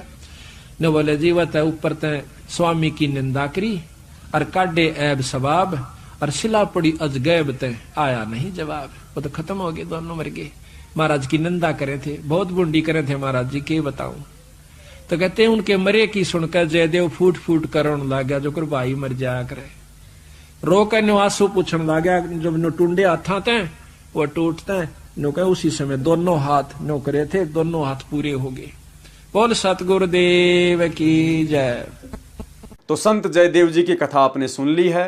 अब बताइए भाई और बहनों, इस कथा के आधार से यदि हम निर्णय करें तो सतलोक आश्रम करोथा में रहने वाले उन भक्तों को कहाँ ज्ञान था। वो तो एक दूसरे की निंदा चुगली में लगे रहा करते थे, भक्ति और भगवान से उनको कोई मतलब नहीं था। तो भाई और बहनों, ये गलती आने वाले समय में यदि हमारे सामने ऐसी कोई परिस्थितियां प्रकट हो जाएं, तो हम भाई बहनों ने इस प्रकार की गलतियां करने से बचना है। जिसके जैसे कर्म है, सतगुरु भगवान अंतर्यामी है, ये कबीर परमात्मा कुछ भी छुपा हुआ नहीं है।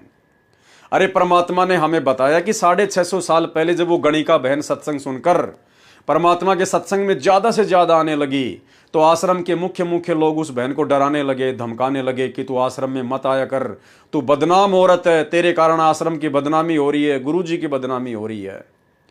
और वो बहन एक दिन गुरुदेव के सामने जाकर रोने लगी।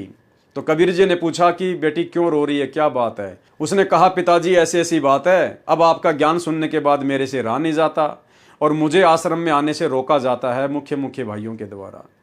तो गुरुदेव ने कहा कि बेटा उनका नाम बता, लेकिन उस बहन ने नाम नहीं बताया। गुरुदेव ने कहा कि वो अच्छी आत्मा थी, उसने किसी का नाम नहीं बताया। उसने ये कहा कि मुझे तो जो भी मिलता है बस यही बोलता है। ये कहकर वो रोने लग गई। तो कहां वो गणिका बहन और कहां वो सरोज बहन, रात और दिन का अंतर भाई और बहनों, रात और दिन का अंतर। तो आगामी समय में आप और हम भाई बहनों ने इस प्रकार से कोई भी गलती इस भक्ति मार्ग पर नहीं करनी है। ये अंतर्यामी भगवान है, अंतर्यामी। हम रोज संध्या आरती में इनके समक्ष खड़े होकर इनकी महिमा में वाणी बोलते हैं कि अंतर्यामी एक तुम आत्म के आधार, और जो तुम छोड़ो हाथ तो मोह कौन उतारे पार।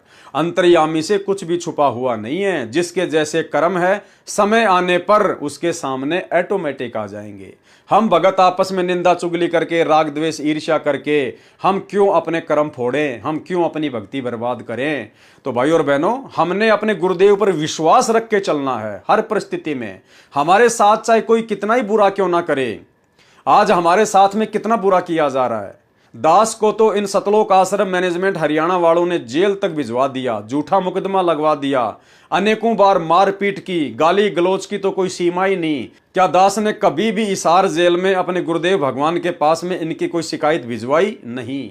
दास ने तो अपने मन में भी कभी परमात्मा से इनकी कोई शिकायत नहीं की कि परमेश्वर आप अंतर्यामी हैं, सब कुछ देखने वाले हैं, मेरी तो इच्छा है कि आप इनको क्षमा करें, आप इनको माफ करें, लेकिन परमेश्वर बाकी आपका जैसा भक्ति विधान है वैसा ही होगा। तो भाई और बहनों, हमने निकट भविष्य में इस प्रकार की गलतियां नहीं करनी है। हम सतगुरुदेव भगवान से उपदेश अपने आत्म कल्याण के लिए लेते हैं, भक्ति करने के लिए लेते हैं, एक दूसरे की निंदा चुगली करने के लिए नहीं लेते। हमारे साथ कोई चाहे कितना ही बुरा बर्ताव क्यों ना करें, हमने सहन करना है। साधु वही होता है जो सहन करता है, जो संघर्ष करता है। समय आने पर इस सरोज को बताऊंगा कि निंदा करने का क्या परिणाम होता है। वही प्रतिशोध उस कपटी ने अब आर्य समाजियों के उकसाने पर लिया है।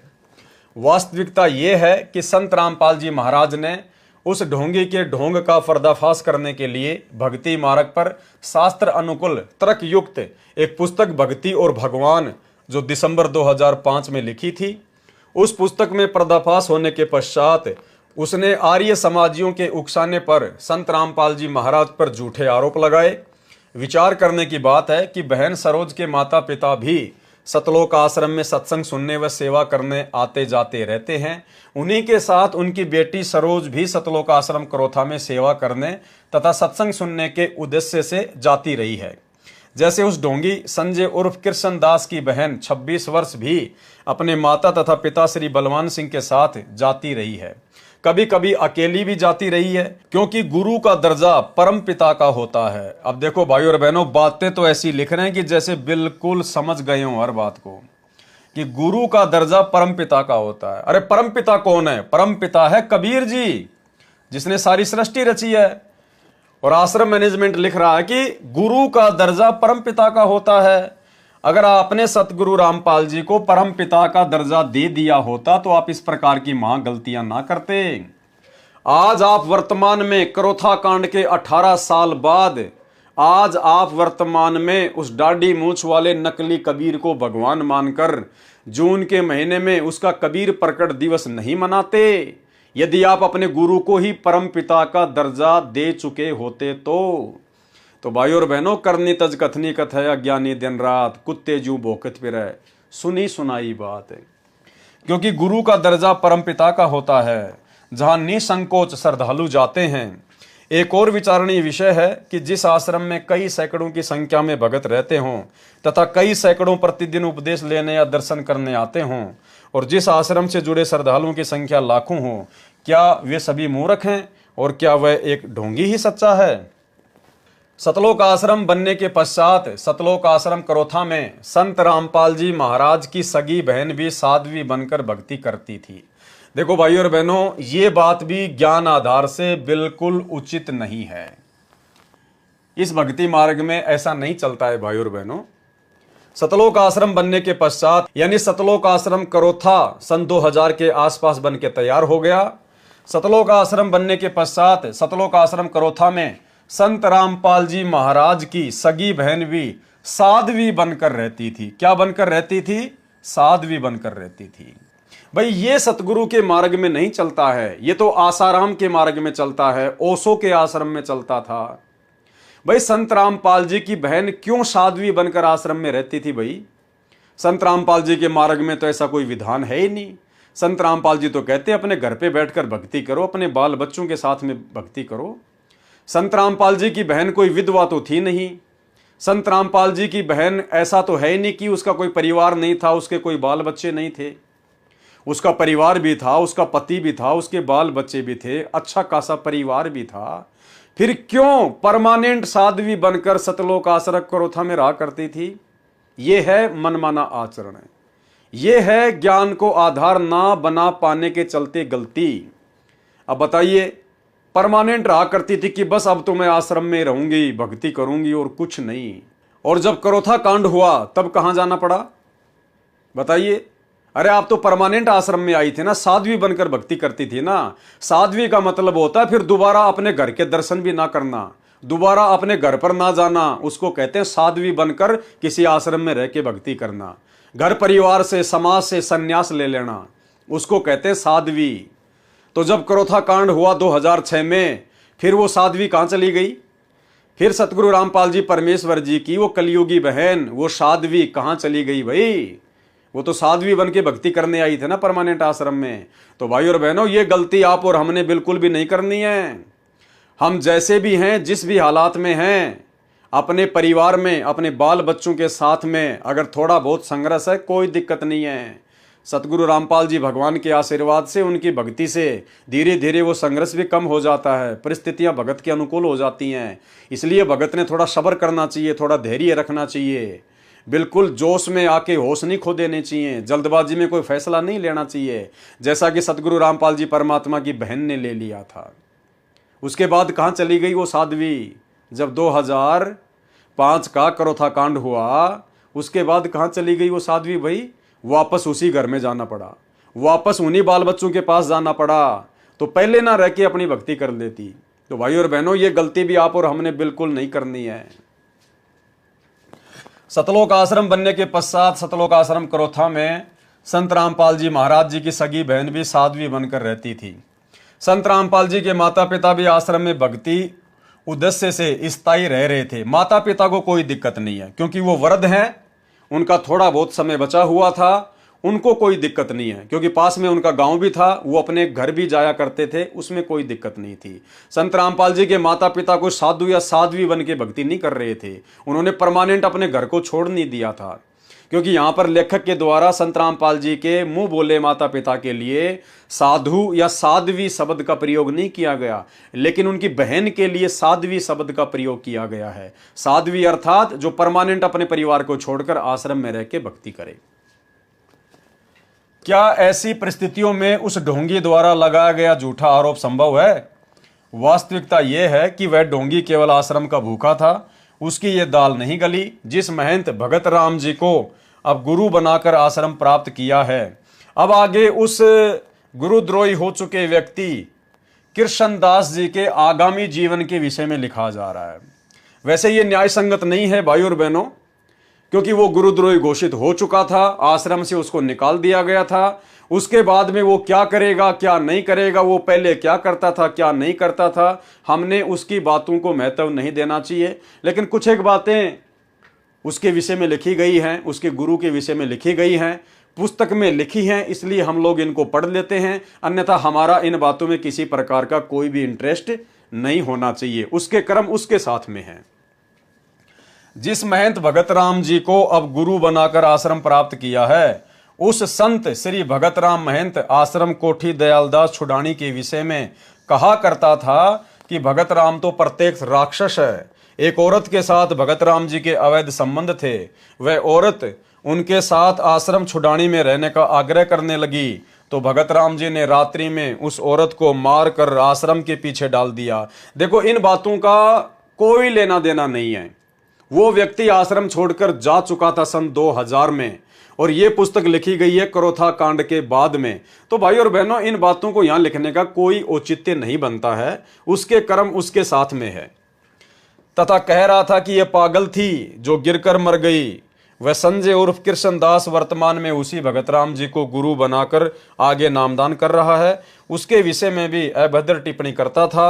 अब एक कोठड़ी वाला आश्रम उस संत से इस पाखंडी को मिल गया।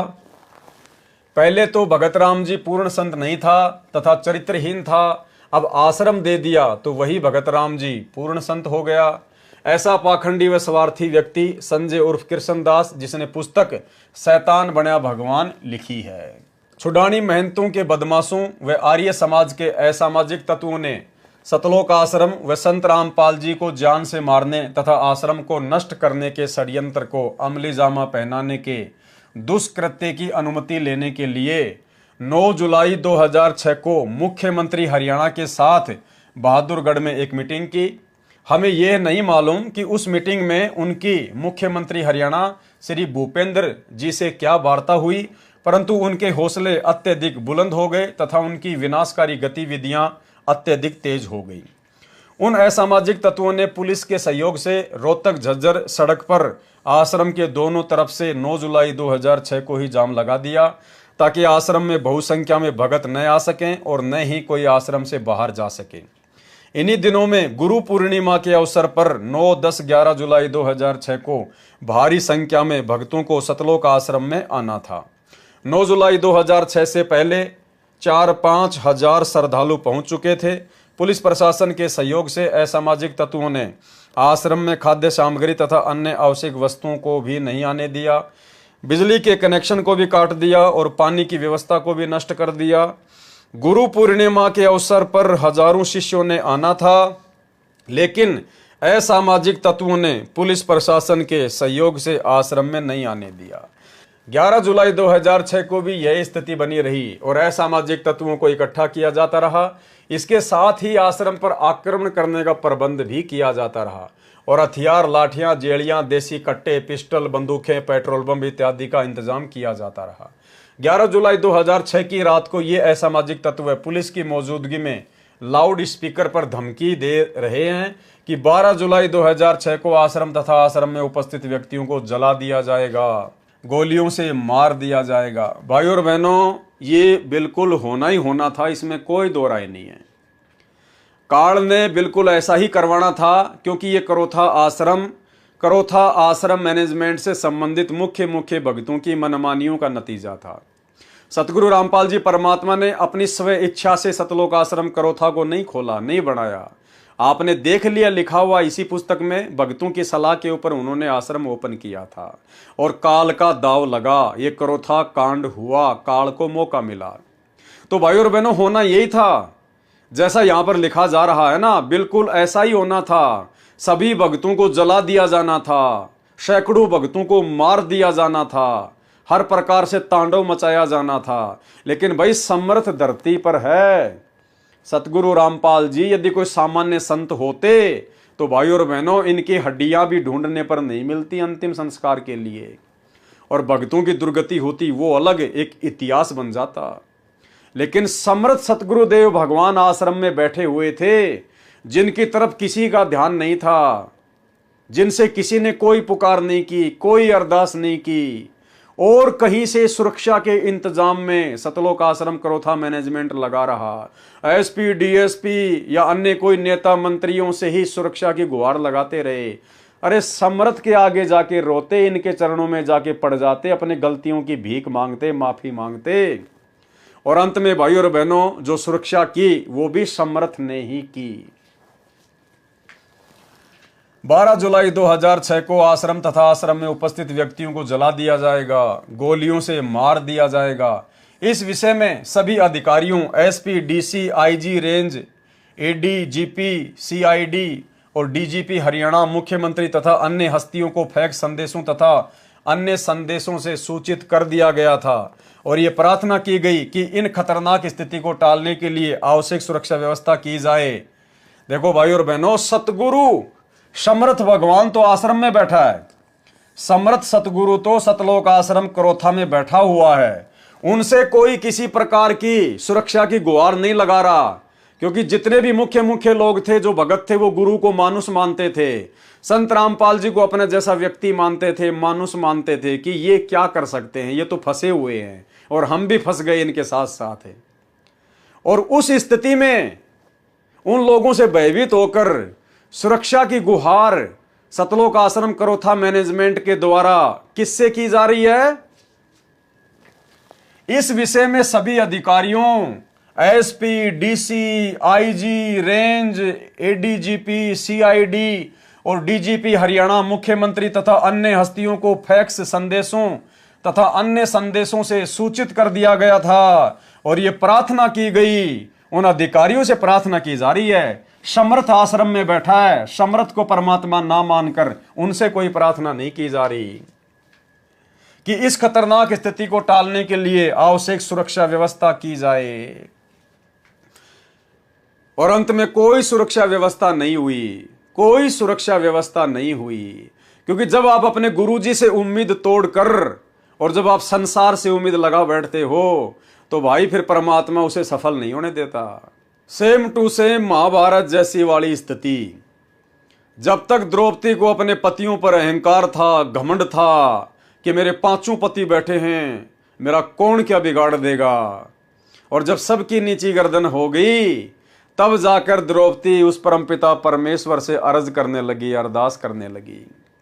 तो सतलोक आश्रम करोथा मैनेजमेंट ने समर्थ को ना पहचान कर, जो कि वहीं बैठे हुए थे, उनसे अर्ज ना करके, उनसे अरदास ना करके, उनसे विनती ना करके एसपी, डीसी, पता नहीं अधिकारियों से, इन लोगों से सुरक्षा की गुहार लगाई जा रही है। तो समर्थ भाई उस समय तक भगत की कोई मदद नहीं करता जिस समय तक भगत संसार से उम्मीद रखता है। और इन्होंने सबसे अर्ज की, विनती की, और अंत में क्या मिला इनको? लेकिन इस विषय में कोई कार्रवाई नहीं की गई, इनकी किसी ने कोई बात नहीं सुनी। अरे बाहर तो काल था भाई, सारा काम तो काल करवा ही रहा था। समर्थ तो तुम्हारे साथ में बैठा था, ये दयाल तो आश्रम में बैठा है, और तुम काल की व्यवस्था से सुरक्षा की गारंटी चाह रहे हो। उस काल की व्यवस्था से, उन नेताओं से, उन अधिकारियों से तुम लोग सुरक्षा की डिमांड कर रहे हो, लेकिन कोई किसी प्रकार की उनकी सुरक्षा नहीं हो पाई, क्योंकि काल की और दयाल की तो लड़ाई है। अंदर दयाल बैठा था, बाहर काल सब कुछ करवा रहा था, और काल से ही ये सतलोक आश्रम करोथा मैनेजमेंट सहायता मांग रहा था। कहां से देगा भाई? शिक्षा लेनी है भाई और बहनों, शिक्षा। खैर आप और हम सत्सेवक भाई बहन तो संकल्प ले चुके हैं, हम तो किसी से उधार मदद भी नहीं लेंगे, 2 रुपए की भी, चाहे भूखा क्यों ना सोना पड़े। और बाकी तो बात ही छोड़ दीजिए, हम केवल अपने गुरुदेव भगवान के अलावा किसी और से उम्मीद नहीं रखेंगे। चाहे 2 दिन खाना ना मिले, चाहे 10 दिन ना मिले, चाहे भूखे मर जाएं, लेकिन अपने गुरुजी के अतिरिक्त, इनके चरणों में रोने के अतिरिक्त हम अपने किसी रिश्तेदार से, जान पहचान वाले तो हमारे कोई बचे नहीं, क्योंकि भक्ति मार्ग में यारी दोस्ती नहीं चलती है। रिश्तेदारों से मदद नहीं लेंगे और किसी से मदद नहीं लेंगे, अपने भगत भाइयों से भी मदद नहीं लेंगे। हम तो यहां तक का संकल्प कर चुके हैं। तो भाई और बहनों, हमने विशेष तौर पर इन बातों को अपने दिलो दिमाग में, अपने जहन में बैठा लेना है। अगर आपकी मोटरसाइकिल भी मार्केट में पकड़ी जाए, भले आपके मोबाइल में आपके 10 रिश्तेदारों के नंबर हैं, चाहे आपका रिश्तेदार, चाहे आपके शहर का मुख्यमंत्री क्यों ना है, आपके स्टेट का मुख्यमंत्री क्यों ना है, आपने वो गाड़ी छुड़वाने के लिए उससे भी सहायता नहीं ले ली, उससे भी फोन नहीं करवाना। आपका कोई मित्र चाहे कितना बड़ा अधिकारी क्यों ना है, वो आपके काम को आसानी से कर सकता है, लेकिन आपने उससे भी मदद प्राप्त नहीं करनी है। पकड़ी गई तो पकड़ी गई, आप उन्हीं से कहिए कि भाई साहब देख लीजिए, जैसा भी है, जैसा भी है का मतलब ये नहीं कि वो रिश्वत मांगेगा तो हम रिश्वत दे देंगे, नहीं। उनको बताइए भाई साहब ठीक है, मेरी गलती है, मेरे पास में कागज नहीं था, आगे से ध्यान रखूंगा। अब जैसा भी है आप जी, जो भी सरकारी खर्चा है, जो भी इसकी जो रसीद जो कटे आप मुझे दे दीजिए, 100, 50, 200, 500 रुपए। हमने केवल वो रसीद कटवा कर, पैसे देकर ही हमने अपनी गाड़ी छुड़वानी है, अन्यथा हमने किसी से कोई उम्मीद किसी प्रकार की नहीं करनी है। और हमने अपने गुरुदेव भगवान के द्वारा दिया गया नाम, चाहे प्रथम नाम है, चाहे सतनाम है, चाहे सार नाम है, उसी समय हमने उसका सुमरण शुरू कर देना है। हालांकि भगत का तो सुमरण चालू ही रहता है, यदि भूल पड़ जाए तो हमने उस समय इधर उधर की चिंता ना करके, और हमने केवल अपने गुरुदेव का सुमरण करना है। सुमरण करने का मतलब है आप अपने गुरुदेव को पुकार रहे हो, आप अपने गुरुदेव को याद कर रहे हो, और परमात्मा 100% कोई न कोई समाधान आपकी समस्या का जरूर निकालेगा। तो भाई और बहनों, हमने इन पुस्तकों को पढ़ने के पीछे हमारा मकसद यही है कि हम शिक्षा लें। जो गलतियां पहले हमारे भाई बहन कर चुके हैं नादानी में, ज्ञान को आधार ना बना पाने के चलते, हम वो गलतियां दोहराने से बचें, ताकि हम भक्ति पर सफल होकर इसी मनुष्य जन्म में सतलोक प्राप्त कर सकें। लेकिन इस विषय में कोई कार्रवाई नहीं की गई, अर्थात सतलोक आश्रम करोथा मैनेजमेंट की बाहर से कोई भी मदद नहीं हो पाई। 12 जुलाई 2006 को भारी संख्या में असामाजिक तत्वों को टेम्पू और ट्रकों के जरिए डिग्गल गांव में इकट्ठा किया गया। इन तत्वों के हाथों में सतलोक आश्रम पर आक्रमण करने के लिए जेली, गंडासे, पेट्रोल बम, बंदूकें तथा दूसरे हथियार थे। 12 जुलाई 2006 को लगभग दिन के 12:30 पर इन लोगों ने सतलोक आश्रम की तरफ धावा बोल दिया। उस समय आश्रम के पास पुलिस उपस्थित थी। आक्रमणकारियों को रोकने की चेष्टा की, पहले पानी छोड़ा, फिर आंसू गैस के गोले दागे, फिर भी आक्रमण करने वाली भीड़ नहीं रुकी तो पुलिस ने गोलियां चलाई। उधर से आक्रमणकर्ताओं ने भी गोलियां चलाई, जिस कारण से कई व्यक्ति घायल हो गए तथा एक की मृत्यु हो गई। आक्रमणकारी फिर भी बाज नहीं आए। पुलिस व प्रशासन के हाथ पांव फूल गए। आश्रम के सामने से दूर जाकर पुलिस व जिले के वरिष्ठ अधिकारी मूक दर्शक बनकर खड़े रहे। अरे तुम तो बाहर से सुरक्षा मांग रहे थे ना, सतलोक आश्रम करोथा मैनेजमेंट वालों, गुरुजी के परिवार वालों, बड़े बड़े भक्तों, तुम तो सतलोक आश्रम करोथा में बैठकर बाहर के प्रशासन से मदद मांग रहे थे, जबकि तुम्हारे आश्रम की सुरक्षा के लिए पहले से जो थोड़े बहुत पुलिस वाले थे वो भी बाद में आश्रम को छोड़ छाड़ के बाहर भाग गए। तुम किससे मदद की उम्मीद कर रहे थे? जो हाईकोर्ट के द्वारा तुमको दिए गए थे सुरक्षा के लिए, अरे वो भी तुम्हें छोड़ छाड़ के भाग गए और तुम बाहर वालों से मदद की उम्मीद कर रहे थे।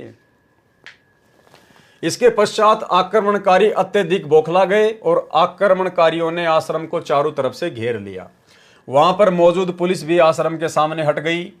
असामाजिक तत्वों ने आश्रम पर पत्थर, पेट्रोल बम, बंदूकों तथा अन्य हथियारों से आक्रमण शुरू कर दिया तथा उसको रोकने के लिए पुलिस ने कोई कार्यवाही नहीं की। इसको रोकने के लिए भक्तों ने टेलीफोन पर, अब देखो भाई और बहनों, फिर से गलती, फिर से महागलती, फिर से महागलती। समर्थ के पास में कोई नहीं जा रहा, समर्थ के पास में कोई नहीं जा रहा, समर्थ के ऊपर कोई विश्वास नहीं कर रहा। बाहर से मदद ली जा रही है, बाहर से मदद ली जा रही है। उसके बाद क्या किया सतलोक आश्रम करोथा मैनेजमेंट ने? इसको रोकने के लिए भक्तों ने टेलीफोन पर जिला उपायुक्त व पुलिस अधीक्षक से भी प्रार्थना की। अपने गुरुजी से कोई प्रार्थना नहीं कर रहा, अपने गुरुजी से कोई प्रार्थना नहीं कर रहा। अरे लेके माड़ा बैठ जाते आश्रम में, जब समर्थ बैठा है, जब धनी बैठा है, तो तुम्हें किस चीज की चिंता है मेरे भाई? लेकिन उस समय कोई भी इनको समर्थ नहीं मानता था, कोई भी इनको भगवान नहीं मानता था, पूर्ण संत नहीं मानता था। और यही कारण है भाई और बहनों, जब आप ज्ञान को आधार बनाकर भक्ति नहीं करते हैं तो आपको गुरु में मानुष के अलावा कुछ भी दिखाई नहीं देता है। इसको रोकने के लिए भक्तों ने टेलीफोन पर जिला उपायुक्त व पुलिस अधीक्षक से प्रार्थना की, लेकिन उन्होंने कुछ नहीं किया। अरे जो समर्थ चाहेगा वो होगा भाई, सतगुरु जो चाहे सो कर ही। जब तक ये नहीं चाहेगा तुम्हारी मदद के लिए कोई नहीं आ सकता, कोई भी। ये समर्थ बैठा है, ये तुम्हारी परीक्षा चल रही थी, ये तुम्हारे विवेक की, तुम्हारे धैर्य की, तुम्हारे विश्वास की परीक्षा थी। समर्थ 1994 से ज्ञान दे रहा था, 2006 में करोथा कांड हुआ। अरे 10-12 वर्षों के बाद में समर्थ तुम्हारी परीक्षा ले रहा था इतना ज्ञान देकर कि तुम्हें अपने गुरु पर विश्वास है या नहीं है, इनकी समर्थता पर विश्वास है या नहीं है। लेकिन इनके ऊपर विश्वास ना करके और बाहर प्रशासन से ही सुरक्षा की गुहार लगाई जा रही है। भाई और बहनों, जिंदगी में गलती मत कर देना। जिंदगी में चाहे कितनी भी बड़ी से बड़ी समस्या क्यों ना आए। एक छोटा सा सत्संग सुनाता हूं गुरुदेव का, 40 सेकंड का। गुरुदेव कहते हैं चाहे कितनी भयंकर से भयंकर समस्या क्यों ना आवे, कि बस सब कुछ बर्बाद होने वाला है, कति सर्वनाश होने वाला है। अगर ऐसी भी आपके सामने कोई परिस्थिति पैदा हो जाए तो भी गुरुदेव भगवान कहते हैं कि अपने गुरु पर विश्वास करना। वो परिस्थितियां ऐसे टल जाएंगी जैसे बादलों को हवा उड़ा ले जाती है। तो हमने केवल अपने गुरु पर विश्वास करना है भाई और बहनों। ये पुस्तक पढ़ने का मकसद गुरुदेव के आशीर्वाद से केवल इतना ही है कि जो गलतियां भक्ति मार्ग पर गुरु को मानुष मानकर आप और हमारे से पहले हमारे गुरु भाई बहन कर चुके हैं, वो गलतियां हम निकट भविष्य में करने से बचें, अन्यथा सतलोक से वंचित रह जाएंगे। केवल फॉर्मेलिटी हो जाएगी, फॉर्मेलिटी। अपने आत्मा हमारा इतना दिल कमजोर हो चुका है कि हम वहां तक बुद्धि उठती नहीं, ना दिल डटता कि हम भगवान पर इतना विश्वास कर सके। जैसे कहते हैं कि तुलसी बेरुआ बाग में शीतत भी मुरझावे, राम भरोसे जो रहे वो पर्वत पर लहरावे। बगीचे के अंदर बूटा लगा दिया, पौधा लगा दिया, सिंचाई करते करते खत्म हो जाता है, मुरझा जाता है। राम भरोसे पर्वत के ऊपर कोई संभालने वाला नहीं, कोई सिंचाई करनिया नहीं। कहते राम भरोसे जो रहे पर्वत पर लहरावे। तो हमारा इतनी बुद्धि उठती नहीं, लेकिन इसको उठाने का ये प्रोसीजर है। एक दिन ऐसी दृढ़ता होगी आपके अंदर, जो सर्वनाश होता दिखा आपने, आप दृढ़ रहना भगवान के ऊपर। फिर देखना ऐसा बादल टल जाएगा, दुख का कोई सोच भी नहीं सकते आप। इसको रोकने के लिए भक्तों ने टेलीफोन पर जिला उपायुक्त व पुलिस अधीक्षक से भी प्रार्थना की, लेकिन उन्होंने कुछ नहीं किया। अपने को चारों तरफ से घिरा देखकर और आश्रम के अंदर मौजूद औरतों, बच्चों और बूढ़ों की सुरक्षा को ध्यान में रखते हुए और आत्मरक्षा को ध्यान में रखते हुए, देखो भाई, अपनी रक्षा के जिम्मेदार भगत ही बने हुए थे। आत्मरक्षा को ध्यान में रखते हुए, यानी आत्मरक्षा सतगुरु नहीं करेगा, कोई विश्वास नहीं किसी प्रकार का, कोई ज्ञान आधार नहीं। आश्रम के अंदर मौजूद औरतों, बच्चों और बूढ़ों की सुरक्षा को ध्यान में रखते हुए और आत्मरक्षा को ध्यान में रखते हुए आक्रमणकारियों को खदेड़ने के मकसद से आश्रम के सुरक्षा दस्ते ने हवाई फायर किए। आश्रम का सुरक्षा दस्ता यानी आश्रम के मुख्य सेवादार जो गुरुजी के बॉडीगार्ड बन के घूमते थे, उन्होंने अपनी आत्मरक्षा के लिए, अपनी खुद की रक्षा के लिए, बच्चों और महिलाओं की रक्षा के लिए उन्होंने कोई भी चारा ना देखकर और हवा में फायर करने शुरू कर दिए।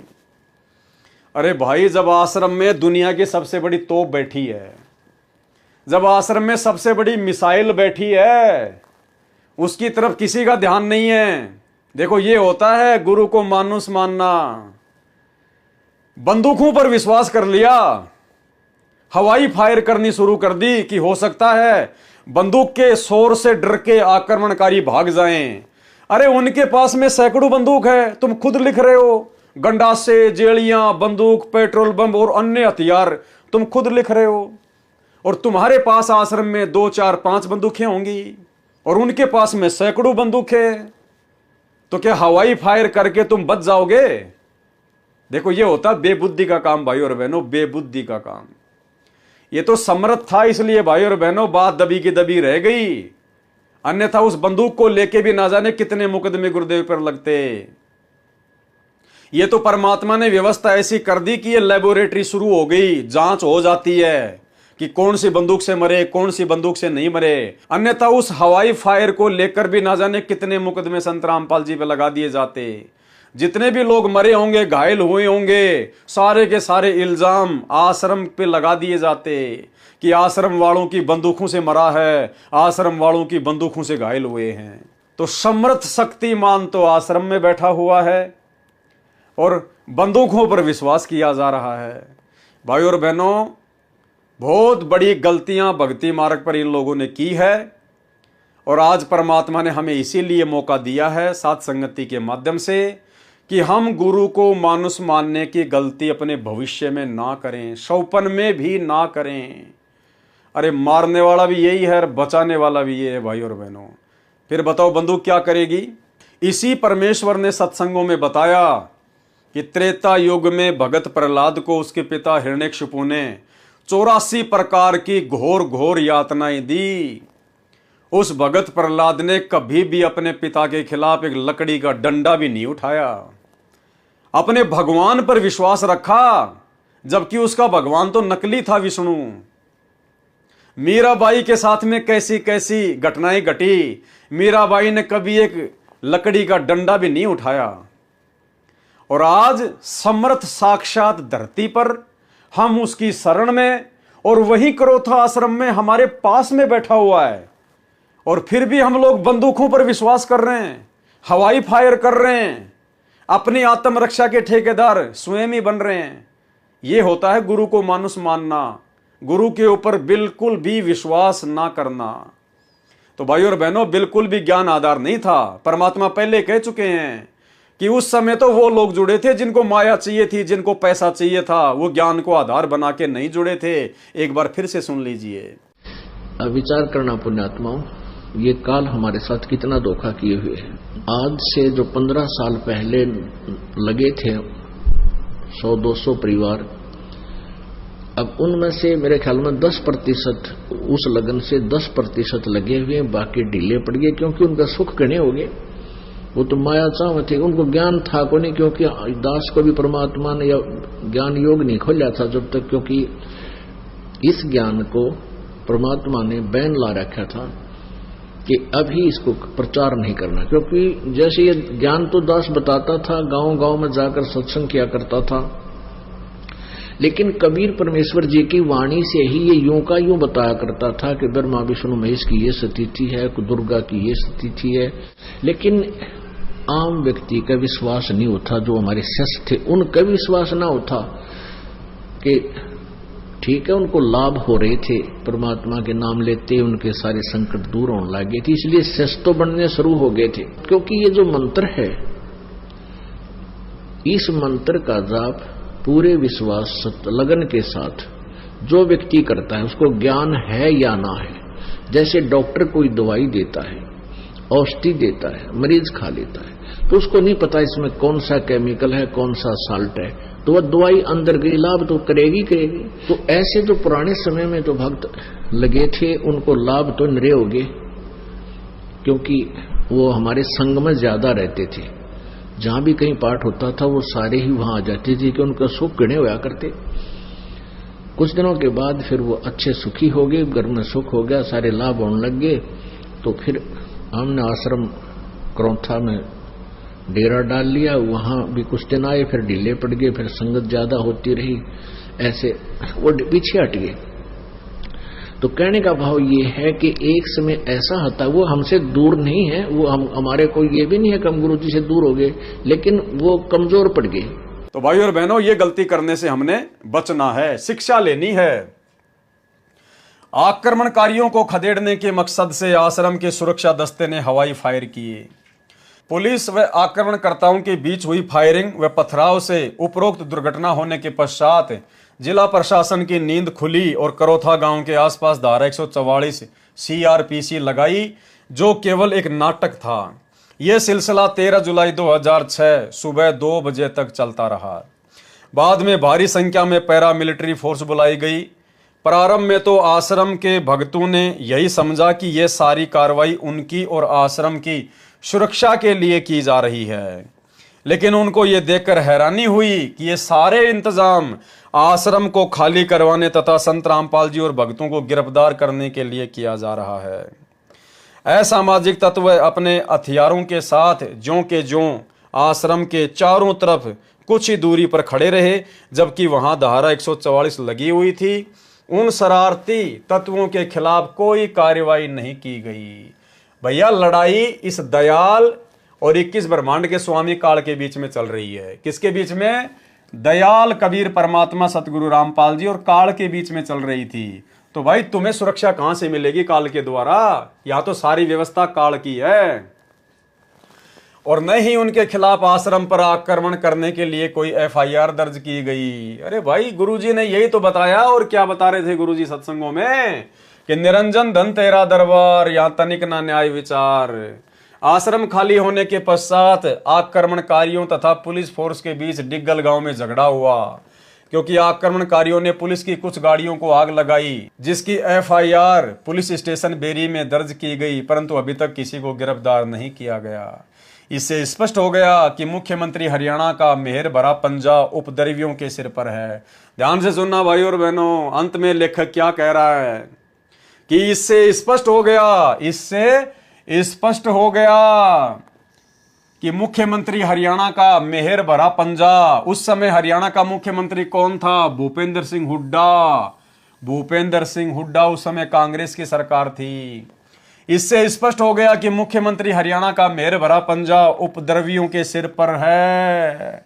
और भाई और बहनों, बरवाला कांड के बाद 2019 में जिस भूपेंद्र हुड्डा के संरक्षण में करौथा कांड हुआ, संत रामपाल जी को और उनके फॉलोवर्स को जो है बदनाम किया गया, परेशान किया गया, आश्रम को उजाड़ दिया गया, उसी भूपेंद्र सिंह हुड्डा को सतलोक आश्रम मैनेजमेंट हरियाणा ने, गुरुदेव के परिवार ने, राष्ट्रीय समाज सेवा समिति वालों ने सन 2019 में भगत समाज को पीला पर्चा दिखाकर, गुरुदेव का आदेश बताकर उसी भूपेंद्र सिंह हुड्डा को जिताने के लिए कमर तोड़ मेहनत की गई। पीले पर्चे में यहां तक लिख दिया गया, अगर कोई भूपेंद्र सिंह हुड्डा को वोट नहीं देगा तो गुरुद्रोही घोषित कर दिया जाएगा, आश्रम में नो एंट्री हो जाएगी। तो बताओ भाई और बहनों, असली गुरुद्रोही कौन है? अरे जिस मुख्यमंत्री ने तुम्हारे गुरुदेव को इतना दुखी किया, इतना परेशान किया, करोथा कांड के तहत 21 महीने रोहतक की जेल में कष्ट उठाने के लिए बाध्य किया, तुम्हारा आश्रम उजाड़ दिया। अरे तुम उसी शैतान व्यक्ति को जिताने के लिए कमर तोड़ मेहनत कर रहे हो, तो तुमसे बड़ा बेबुद्धि वाला इंसान धरती पर कौन होगा? तुमसे बड़ा गुरु का विरोधी, गुरुद्रोही और धरती पर कौन होगा? और गुरुद्रोही कहा जाता हम सत्सेवकों को। निरंजन धन तेरा दरबार, यहां तनिक ना न्याय विचार। भाई और बहनों, ये सबके काले कारनामे सामने आ रहे हैं। इससे स्पष्ट हो गया कि मुख्यमंत्री हरियाणा का मेहर भरा पंजा उपद्रवियों के सिर पर है। बड़े शर्म की बात है कि प्रशासन ने असामाजिक तत्वों को कितना हौसला दिया कि उन्होंने पुलिस की गाड़ी समेत अन्य वाहनों को भी पुलिस के सामने जलाया, और फिर भी पुलिस ने न तो उनको गिरफ्तार किया और न ही आश्रम के चारों ओर खदेड़ा। क्यों खदेड़ेगी भाई? पुलिस भी काल की, उपद्रवीकारी भी काल के, षड्यंत्र भी काल का, तो भाई काल अपने वालों को क्यों परेशान करेगा? इलेक्ट्रॉनिक मीडिया को भक्तों ने मौके पर आने के लिए प्रार्थना की ताकि वो इस सारे घटना चक्र की रिकॉर्डिंग कर लें और सतलोक आश्रम को नष्ट करने के षड्यंत्र का खुलासा कर सके। लेकिन दुर्भाग्यवश पुलिस ने उनको ऐसा नहीं करने दिया और उनके हाथों से कैमरा छीन कर तोड़ दिया और उनको पीटा भी गया, और ये कहा गया कि उन्होंने यदि दोबारा कोई इस घटना की कवरेज की तो उनके खिलाफ सख्त कार्रवाई की जाएगी।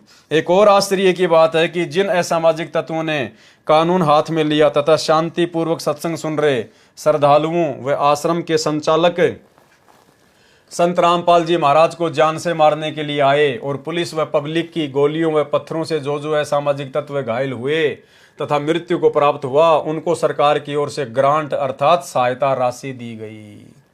इससे सिद्ध है कि 9 जुलाई 2006 को बहादुरगढ़ में मुख्यमंत्री हरियाणा के साथ हुई मीटिंग में सर्व विनाशकारी कार्य की स्वीकृति मुख्यमंत्री जी से प्राप्त हुई, और उसी मुख्यमंत्री को तुमने अपना बाप समझकर, अपना दामाद समझकर 2019 में उसको दोबारा से मुख्यमंत्री बनाने के लिए तुमने उसका सपोर्ट किया। तो सबसे बड़े गुरुद्रोही कौन हुए? संत रामपाल जी के मिशन में सबसे बड़े गुरुद्रोही कौन हुए? यही सतलोक आश्रम मैनेजमेंट हरियाणा वाला। क्योंकि मुख्यमंत्री हरियाणा श्री भूपेंद्र सिंह जी आर्य समाजी है, और उसी आर्य समाजी को तुमने 2019 में वोट डलवाए, उसी आर्य समाजी भूपेंद्र सिंह हुड्डा का तुमने समर्थन करवाया। इसको कहते हैं सबसे बड़े गुरुद्रोही। आर्य समाजी होने की बात श्री भूपेंद्र सिंह जी मुख्यमंत्री हरियाणा ने दिनांक 8 अक्टूबर 2006 के दैनिक जागरण समाचार पत्र पृष्ठ संख्या 3 पर कहा है कि हमारा परिवार 3 पीढ़ी से आर्य समाजी है। अरे आर्य समाजी हो सकता है, उसमें कोई बड़ी बात नहीं। आर्य समाजी हो सकता है, उसमें कोई बड़ी बात नहीं। हरियाणा में तो लाखों आर्य समाजी हैं। कौन से सारे आर्य समाजी तुम्हारे ऊपर लड़ाई झगड़ा करने के लिए आए थे? आर्य समाजियों को दोष नहीं है। आर्य समाजियों के मुख्य व्यक्ति वो आर्य प्रतिनिधि सभा के मुख्य आचार्य और उनका खुलेआम सहयोग करने वाले वहां के मुख्यमंत्री भूपेंद्र सिंह हुड्डा, जो कि आर्य समाजी है। ऐसे लोगों के विषय में हम बात कर रहे हैं। जब तुम्हारी आंखों के सामने प्रत्यक्ष हो गया कि आर्य समाजी भूपेंद्र सिंह हुड्डा ने उन उपद्रवकारियों का सहयोग दिया, उसके बावजूद भी तुमने उसी को 2019 में वोट डलवाए। तुमने उसी की सरकार तुमने बनवाना चाहिए। तुमने उसी सतगुरु रामपाल जी भगवान के परम विरोधी भूपेंद्र सिंह हुड्डा को तुमने वोट डलवाए, संगत से तुमने उनका समर्थन करवाया। अरे तुमने अपने भी कर्म फोड़े और बेचारी नादान संगत के भी तुमने कर्म फोड़वाए। आर्य समाज के व्यक्तियों ने भी करोथा कांड में आहत हुए आक्रमणकारियों को धनराशि इनाम में दी। समाचार पत्र दैनिक जागरण दिनांक 15 अक्टूबर 2006 तथा दैनिक भास्कर दिनांक 27 नवंबर 2006 में छपा कि करोथा कांड में घायल हुओं को दयानंद मठ रोहतक में वीर रत्न की उपाधि से नवाजा जाएगा। वैसा ही किया गया। और समाचार पत्र दैनिक ट्रिब्यून दिनांक 25 जनवरी 2007 में लिखा है कि करोथा कांड में भाग लेने वाले व्यक्ति जो पहले सम्मानित नहीं हो पाए, वे 31 जनवरी 2007 को बलदेव भवन दयानंद मठ रोहतक में आर्य प्रतिनिधि सभा के प्रधान आचार्य बलदेव की अध्यक्षता में सम्मानित किया जाएगा। 24 सितंबर 2006, 26 नवंबर 2006 तथा 31 दिसंबर 2006 को भी करोथा कांड में भाग लेने वाले आचार्य बलदेव की अध्यक्षता में सम्मानित किए गए थे। इससे स्पष्ट है कि हरियाणा सरकार तथा आर्य समाज का करोथा कांड करने व कराने में पूरा सहयोग था, यानी भूपेंद्र सिंह हुड्डा का पूरा सहयोग था। उसके बावजूद भी तुमने 2019 में उसको अपना दामाद बनाकर, उसको अपना बाप बनाकर और तुमने फिर से उसी की सरकार बनवानी चाहिए। जब रक्षक ही भक्षक हो गए तो गरीब जनता का क्या बनेगा? क्या आश्रम में जाने वाले भारत देश के नागरिक व हरियाणा के वासी नहीं हैं? काल को इन बातों से कोई फर्क नहीं पड़ता, ना दुनिया को इन बातों से कोई फर्क पड़ता है। तुम लिखते रहो। यदि करोथा कांड को 2 गुटों का झगड़ा माना जाए तो भी 1 गुट वालों को ग्रांट देना भी सरकार की भूमिका पर अमिट दाग है। 13 जुलाई 2006 सुबह लगभग 2:30 बजे पुलिस द्वारा आश्रम को जबरदस्ती खाली करवाया गया और संत रामपाल जी और उनके कई अनुयायियों को गिरफ्तार कर लिया गया। हालांकि जिला प्रशासन ने खाली करवाते वक्त ये वादा किया था कि जो अनुयायी जहां जाना चाहेगा उसे उसी स्थान पर बसों द्वारा भेजा जाएगा। जिला प्रशासन ने यह भी वादा किया था कि संत रामपाल जी और उनके सभी सेवकों को सतलोक आश्रम बरवाला में भेजा जाएगा, लेकिन ऐसा न करके संत रामपाल जी महाराज व उनके कुछ श्रद्धालुओं को गिरफ्तार करके पुलिस स्टेशन में ले जाया गया व अन्य श्रद्धालुओं को रोहतक व पानीपत बस स्टैंड पर छोड़ दिया गया। ये सारी प्रक्रिया इलेक्ट्रॉनिक मीडिया के नोटिस में नहीं आने दी गई और बाद में मीडिया को गलत और बदनामी भरी सूचनाओं से अवगत करवाया गया। जिला प्रशासन ने गैर कानूनी ढंग से आश्रम में 145 CRPC में अटैच करके अपने नियंत्रण में ले लिया और किसी भी भगत को उसके बाद आश्रम तक नहीं पहुंचने दिया। तभी से छुड़ानी आश्रम आर्य समाजी तथा अन्य असामाजिक तत्वों का इतना हौसला बढ़ गया कि उन्होंने संत रामपाल जी, उनके अनुयायी और आश्रम के विरुद्ध चरित्र हनन और बदनाम करने वाली अश्लील गलत कहानियां बनाकर समाचार पत्रों तथा अन्य प्रिंट मीडिया से छपवाई है और मीडिया भी बिना तथ्यों की जांच किए इन शरारतपूर्ण खबरों को छापता रहा। कुछ समाचार पुलिस तथा प्रशासन के स्रोतों से भी छपे हैं जो कि प्रशासन द्वारा आम पब्लिक को गुमराह करने के लिए छपवाए गए हैं, लेकिन बाद में अपने बचाव के लिए उनको नकारा भी है और कहा है कि आश्रम में ऐसी कोई आपत्तिजनक वस्तु नहीं मिली। जो अनुयायी गिरफ्तार नहीं हुए उनको प्रेस से नहीं मिलने दिया गया और जिन्होंने मिलने का प्रयास किया उनको पुलिस ने गिरफ्तार किया। पुलिस प्रशासन व असामाजिक तत्व सरकार की सह पर संत रामपाल जी के शिष्यों को अभी भी परेशान कर रहे हैं और जो भी भगत कचहरी या अन्य स्थानों पर मिलता है उसको असामाजिक तत्वों द्वारा पुलिस की मौजूदगी में पीटा जाता है। प्रशासन मूक दर्शक बनना रहता है और उनके विरुद्ध कोई कार्रवाई नहीं कर रहा, जबकि धारा 144 लगाने का ऐलान हो चुका है। अब ये सब कुछ क्यों हुआ भाई और बहनों? सब कुछ क्यों हुआ? गुरु को मानुष मानने के चलते जो जमीन सतगुरु रामपाल जी परमात्मा की आज्ञा के बिना, उनके आदेश के बिना, उनसे अनुमति प्रदान किए बिना सतलोक आश्रम करोथा मैनेजमेंट ने जो जमीन दान में ली, उसी जमीन के ऊपर आगे चल के लफड़ा हुआ। इन्होंने उस जमीन के बारे में ज्यादा बातें नहीं लिखी। उसी जमीन को लेकर फिर आर्य समाजियों को मौका मिल गया आश्रम के ऊपर धावा बोलने के लिए। भाई क्यों तुम लोगों ने जबरदस्ती अपने गुरुदेव भगवान को सलाह दे के सतलोक आश्रम करोथा खुलवाया? अरे गुरुदेव भगवान तो गांव गांव जाकर, नगर नगर जाकर टेंट लगाकर 3-3 दिन का पाठ करके अपना प्रचार कर ना रहे थे। अगर गुरुदेव ने आश्रम खोलना होता, इनको आवश्यकता होती, तो गुरुदेव तो समर्थ है भाई, ये तुम्हें बोल देते कि बच्चों आश्रम का इंतजाम करो। लेकिन तुम लोगों ने डेढ़ शाणे बनकर गुरु को सलाह दे दी अर्जुन और सरजुन की तरह। और भाई जीव के द्वारा सतगुरु को दी गई सलाह फिर आगे चलकर करोथा कांड का रूप धारण कर लेती है।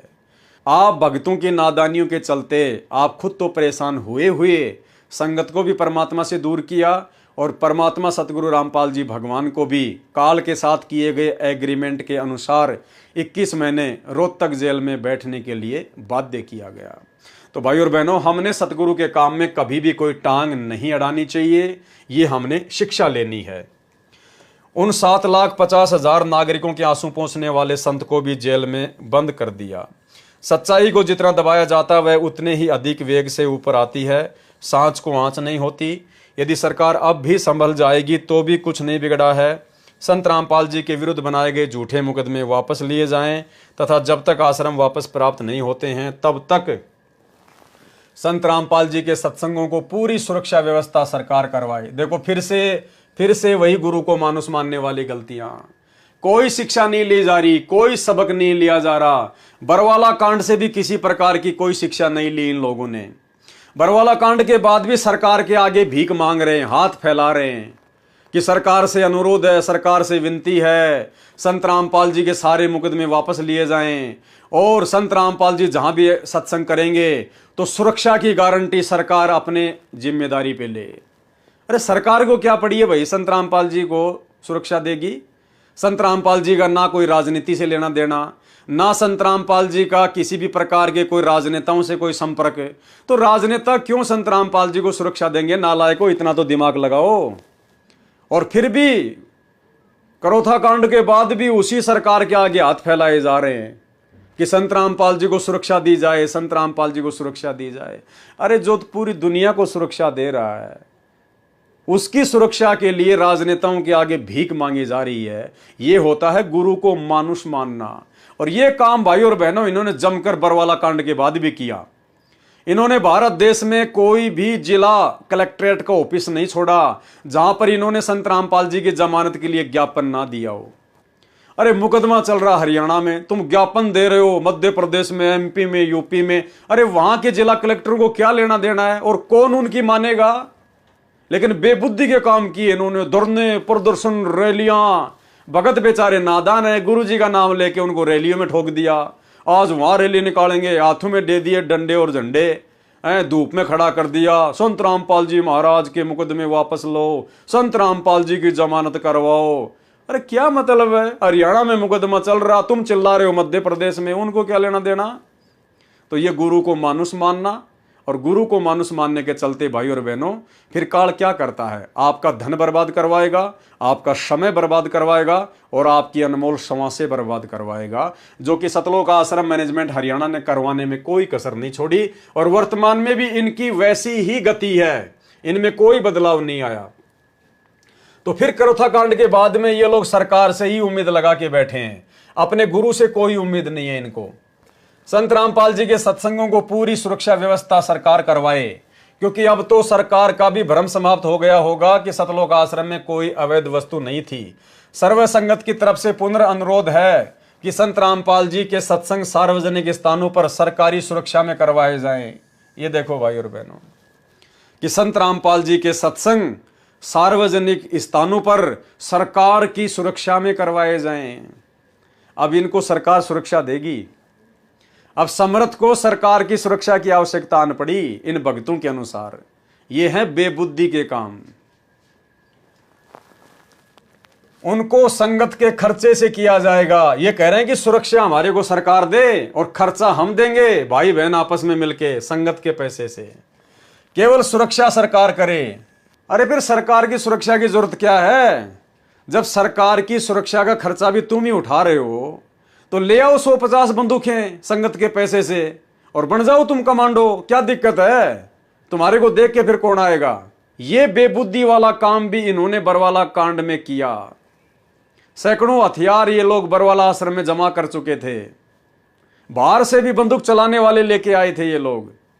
दास तो वहां था, मुझे तो पता है। और ये खुद भी सैकड़ों हथियार लेके इधर उधर घूम रहे थे। इनको अपने ऊपर ही विश्वास था, गुरु के ऊपर फिर भी विश्वास नहीं रहा। और उसी प्रकार के बेबुद्धि वाले काम ने बरवाला कांड करवाया। यदि किसी व्यक्ति, आचार्य, महंत, संत या संस्था व पंथ को संत रामपाल जी महाराज द्वारा दिए गए सत्संग या विचारों में आपत्ति है, यदि उन्हें लगता है कि संत रामपाल जी महाराज उनके संत, महर्षियों या पंथों के प्रवर्तक के विषय में गलत व्याख्यान कर रहे हैं, तो वे भी लेख प्रतिलेख द्वारा समाधान करा सकते हैं। कानून को हाथ में न लेकर न्यायालय में जा सकते हैं। यदि सरकार संत रामपाल जी के सत्संग करवाने की सुरक्षा व्यवस्था नहीं करती है, क्या लिख रहे हैं भाई बहनों, ध्यान रखना क्या लिख रहे हैं सतलोक आश्रम मैनेजमेंट हरियाणा वाले। यदि सरकार संत रामपाल जी के सत्संग करवाने की सुरक्षा व्यवस्था नहीं करती है तो सरकार की नीयत साफ नहीं है। यदि कोई उपाय नहीं किया गया तो संघर्ष का मार्ग अपनाना पड़ेगा, लड़ाई झगड़ा करना पड़ेगा, हमारे को खुद ही हथियार लेके आने पड़ेंगे। ये देखो फिर वही काम इन्होंने सतलोक आश्रम बरवाड़ा में किया। भक्तों को जबरदस्ती कमांडो बनाया, भक्तों के हाथों में हथियार पकड़ा दिए। यही है वो कारण भाई और बहनों। देख लो इनकी नीयत साफ साफ है। यदि कोई उपाय नहीं किया गया, यदि सरकार ने संत रामपाल जी को सुरक्षा नहीं दी, कौन कह रहा है? सतलोक आश्रम मैनेजमेंट हरियाणा। यदि कोई सरकार की तरफ से उपाय नहीं किया गया तो संघर्ष का मार्ग अपनाना पड़ेगा। इनके कहने का मतलब समझ गए कि हम गुंडे मवाली बनेंगे, हम फिर हथियार खरीद के लाएंगे और अगर फिर से ऐसी कोई घटना होती है तो आमने सामने ठोकेंगे फिर। और वो इन्होंने पूरा का पूरा काम बरवाला कांड में कर लिया था भाई और बहनों। पूरा का पूरा षड्यंत्र यही था, आमने सामने होके ठोकने ठुकने का षड्यंत्र था, लेकिन समर्थ धरती पर प्रकट था। ये तो मालिक ने दया बख्शी, वरना 6 नहीं कम से कम 600 लोग मरते, 600 लोग। ये है बेबुद्धि के काम। और ऐसी घटनाएं काल क्यों घटित करवाता है? गुरु को मानुष मानने के चलते उन भक्तों के अंदर कुप्रेरणा करके फिर काल आवश्यकता से अधिक मनमानियां करवाता है। और गुरु कुछ नहीं बोलेगा भाई, ये तो सृष्टि रचना में गुरु ने बता दिया कि भाई मेरा तो काल के साथ एग्रीमेंट है कि परमात्मा आप केवल अपना ज्ञान प्रचार करना, आप जबरदस्ती ना करना।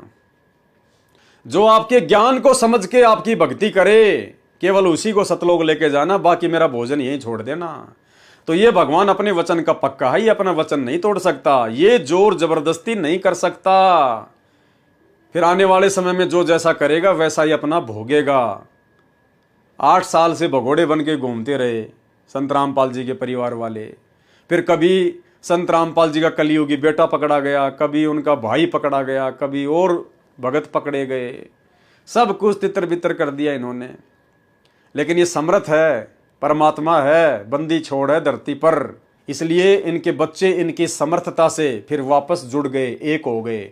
अन्यथा भाई और बहनों, संत रामपाल जी के मार्ग का तो नामो निशान भी नहीं मिलता।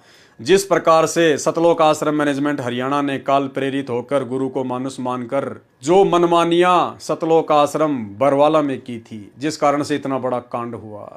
तो भाई और बहनों, हमने शिक्षा लेनी है, शिक्षा।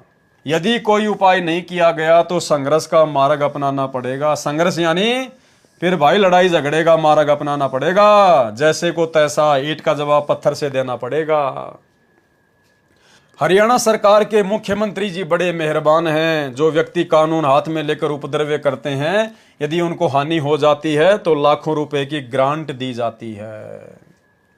तो ये है भाई और बहनों, गुरु को मानुष मानने के चलते जो गलतियां काल करवाता है, वो गलतियां और उन गलतियों के परिणाम आप जियों के समक्ष इस पवित्र पुस्तक क्रोथा कांड का रहस्य के अंदर अंकित हैं। सतगुरु रामपाल जी भगवान ने आप और हम सत्सेवकों पर मेहर बख्शी है। परमात्मा ने हमें सद्बुद्धि दी, मालिक ने हमें समय दिया, हमें मौका दिया। आज ये रहस्य, जिन रहस्यों से आज भी 99% संगत अनजान है।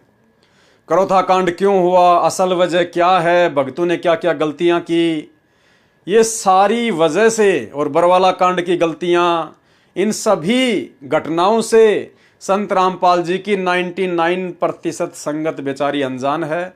और इसी अनजानपने का फायदा गुरुदेव का परिवार उठा रहा है, सतलोक आश्रम मैनेजमेंट हरियाणा उठा रहा है। उसी संगत को, बेचारी को धार्मिक धंधे के लिए मोहरा बना लिया। वर्तमान में जगह जगह सतलोक आश्रम खोल दिए गए मनमानी करते हुए, जैसे क्रोथा आश्रम खुलवाया था कभी। तो भाई और बहनों, आगे चल के क्या होगा ये भी आपकी आंखों के सामने है। जब पहली वाली मनमानियों के कारण ऐसा हुआ, तो वर्तमान में जो मनमानियां की जा रही है उनका क्या परिणाम निकलेगा, और क्या परिणाम इस नादान संगत को भुगतना पड़ेगा, और क्या परिणाम गुरुदेव के परिवार को भुगतना पड़ेगा, इस मैनेजमेंट को भुगतना पड़ेगा। खैर, इनके कर्म इनके साथ में है। हमें तो वर्तमान में इन सब चीजों को आधार बनाकर स्वयं को इस भक्ति मार्ग पर सावधान करके चलना है। हमने केवल इतना ही करना है, बाकी तो मालिक का विधान है, समय आने पे पूरा अवश्य होगा। जो जैसा करेगा, जिसकी जैसी करनी है, स्वयं ने ही भरनी है। हमने उनके विषय में कुछ नहीं कहना है। संगत को जरूर हम सच्चाई से परिचित करवाएंगे, क्योंकि परमात्मा कहते हैं साचा शब्द कबीर का प्रकट किया जग माही, और जैसे को तैसा कहे सो तो निंदा नहीं। सच को सच कहना, सच्चाई समाज तक पहुंचाना, ये निंदा का काम नहीं, महापरोपकार का काम है। तो भाई और बहनों, हमारी तो विनती है, आप जितने भी भाई बहन इन आश्रमों से जुड़े हुए हैं गुरुदेव भगवान की गैर हाजिरी में, सभी लोग सात संगति की वीडियो देखना शुरू करो। और सात संगति की वीडियो देखने के लिए फेसबुक पर जाइए, सर्च कीजिए पवन दास इज लाइव। अगर समझ सको तो समझ लेना, अपनी भक्ति मर्यादाओं को बचा सको तो बचा लेना। बाकी परमात्मा का काल के साथ एग्रीमेंट है, परमात्मा जबरदस्ती नहीं करेगा। ज्ञान देने में, समझाने में परमात्मा ने कोई कमी छोड़ी नहीं है। बाकी भैया, हम गधे नहीं हैं, इंसान हैं, थोड़ा बहुत तो हमने भी समझना पड़ेगा। तो आज के इस वीडियो में केवल इतना ही। गुरुदेव भगवान हम सभी को आशीर्वाद दें, इजाजत दें। कल रात्रि 9 बजे गुरुदेव आशीर्वाद देंगे, फिर से आप सभी के सामने आएंगे और तमाम घटनाओं के ऊपर फिर से चर्चा करेंगे। बंदी छोड़ सतगुरु रामपाल जी भगवान की जय हो।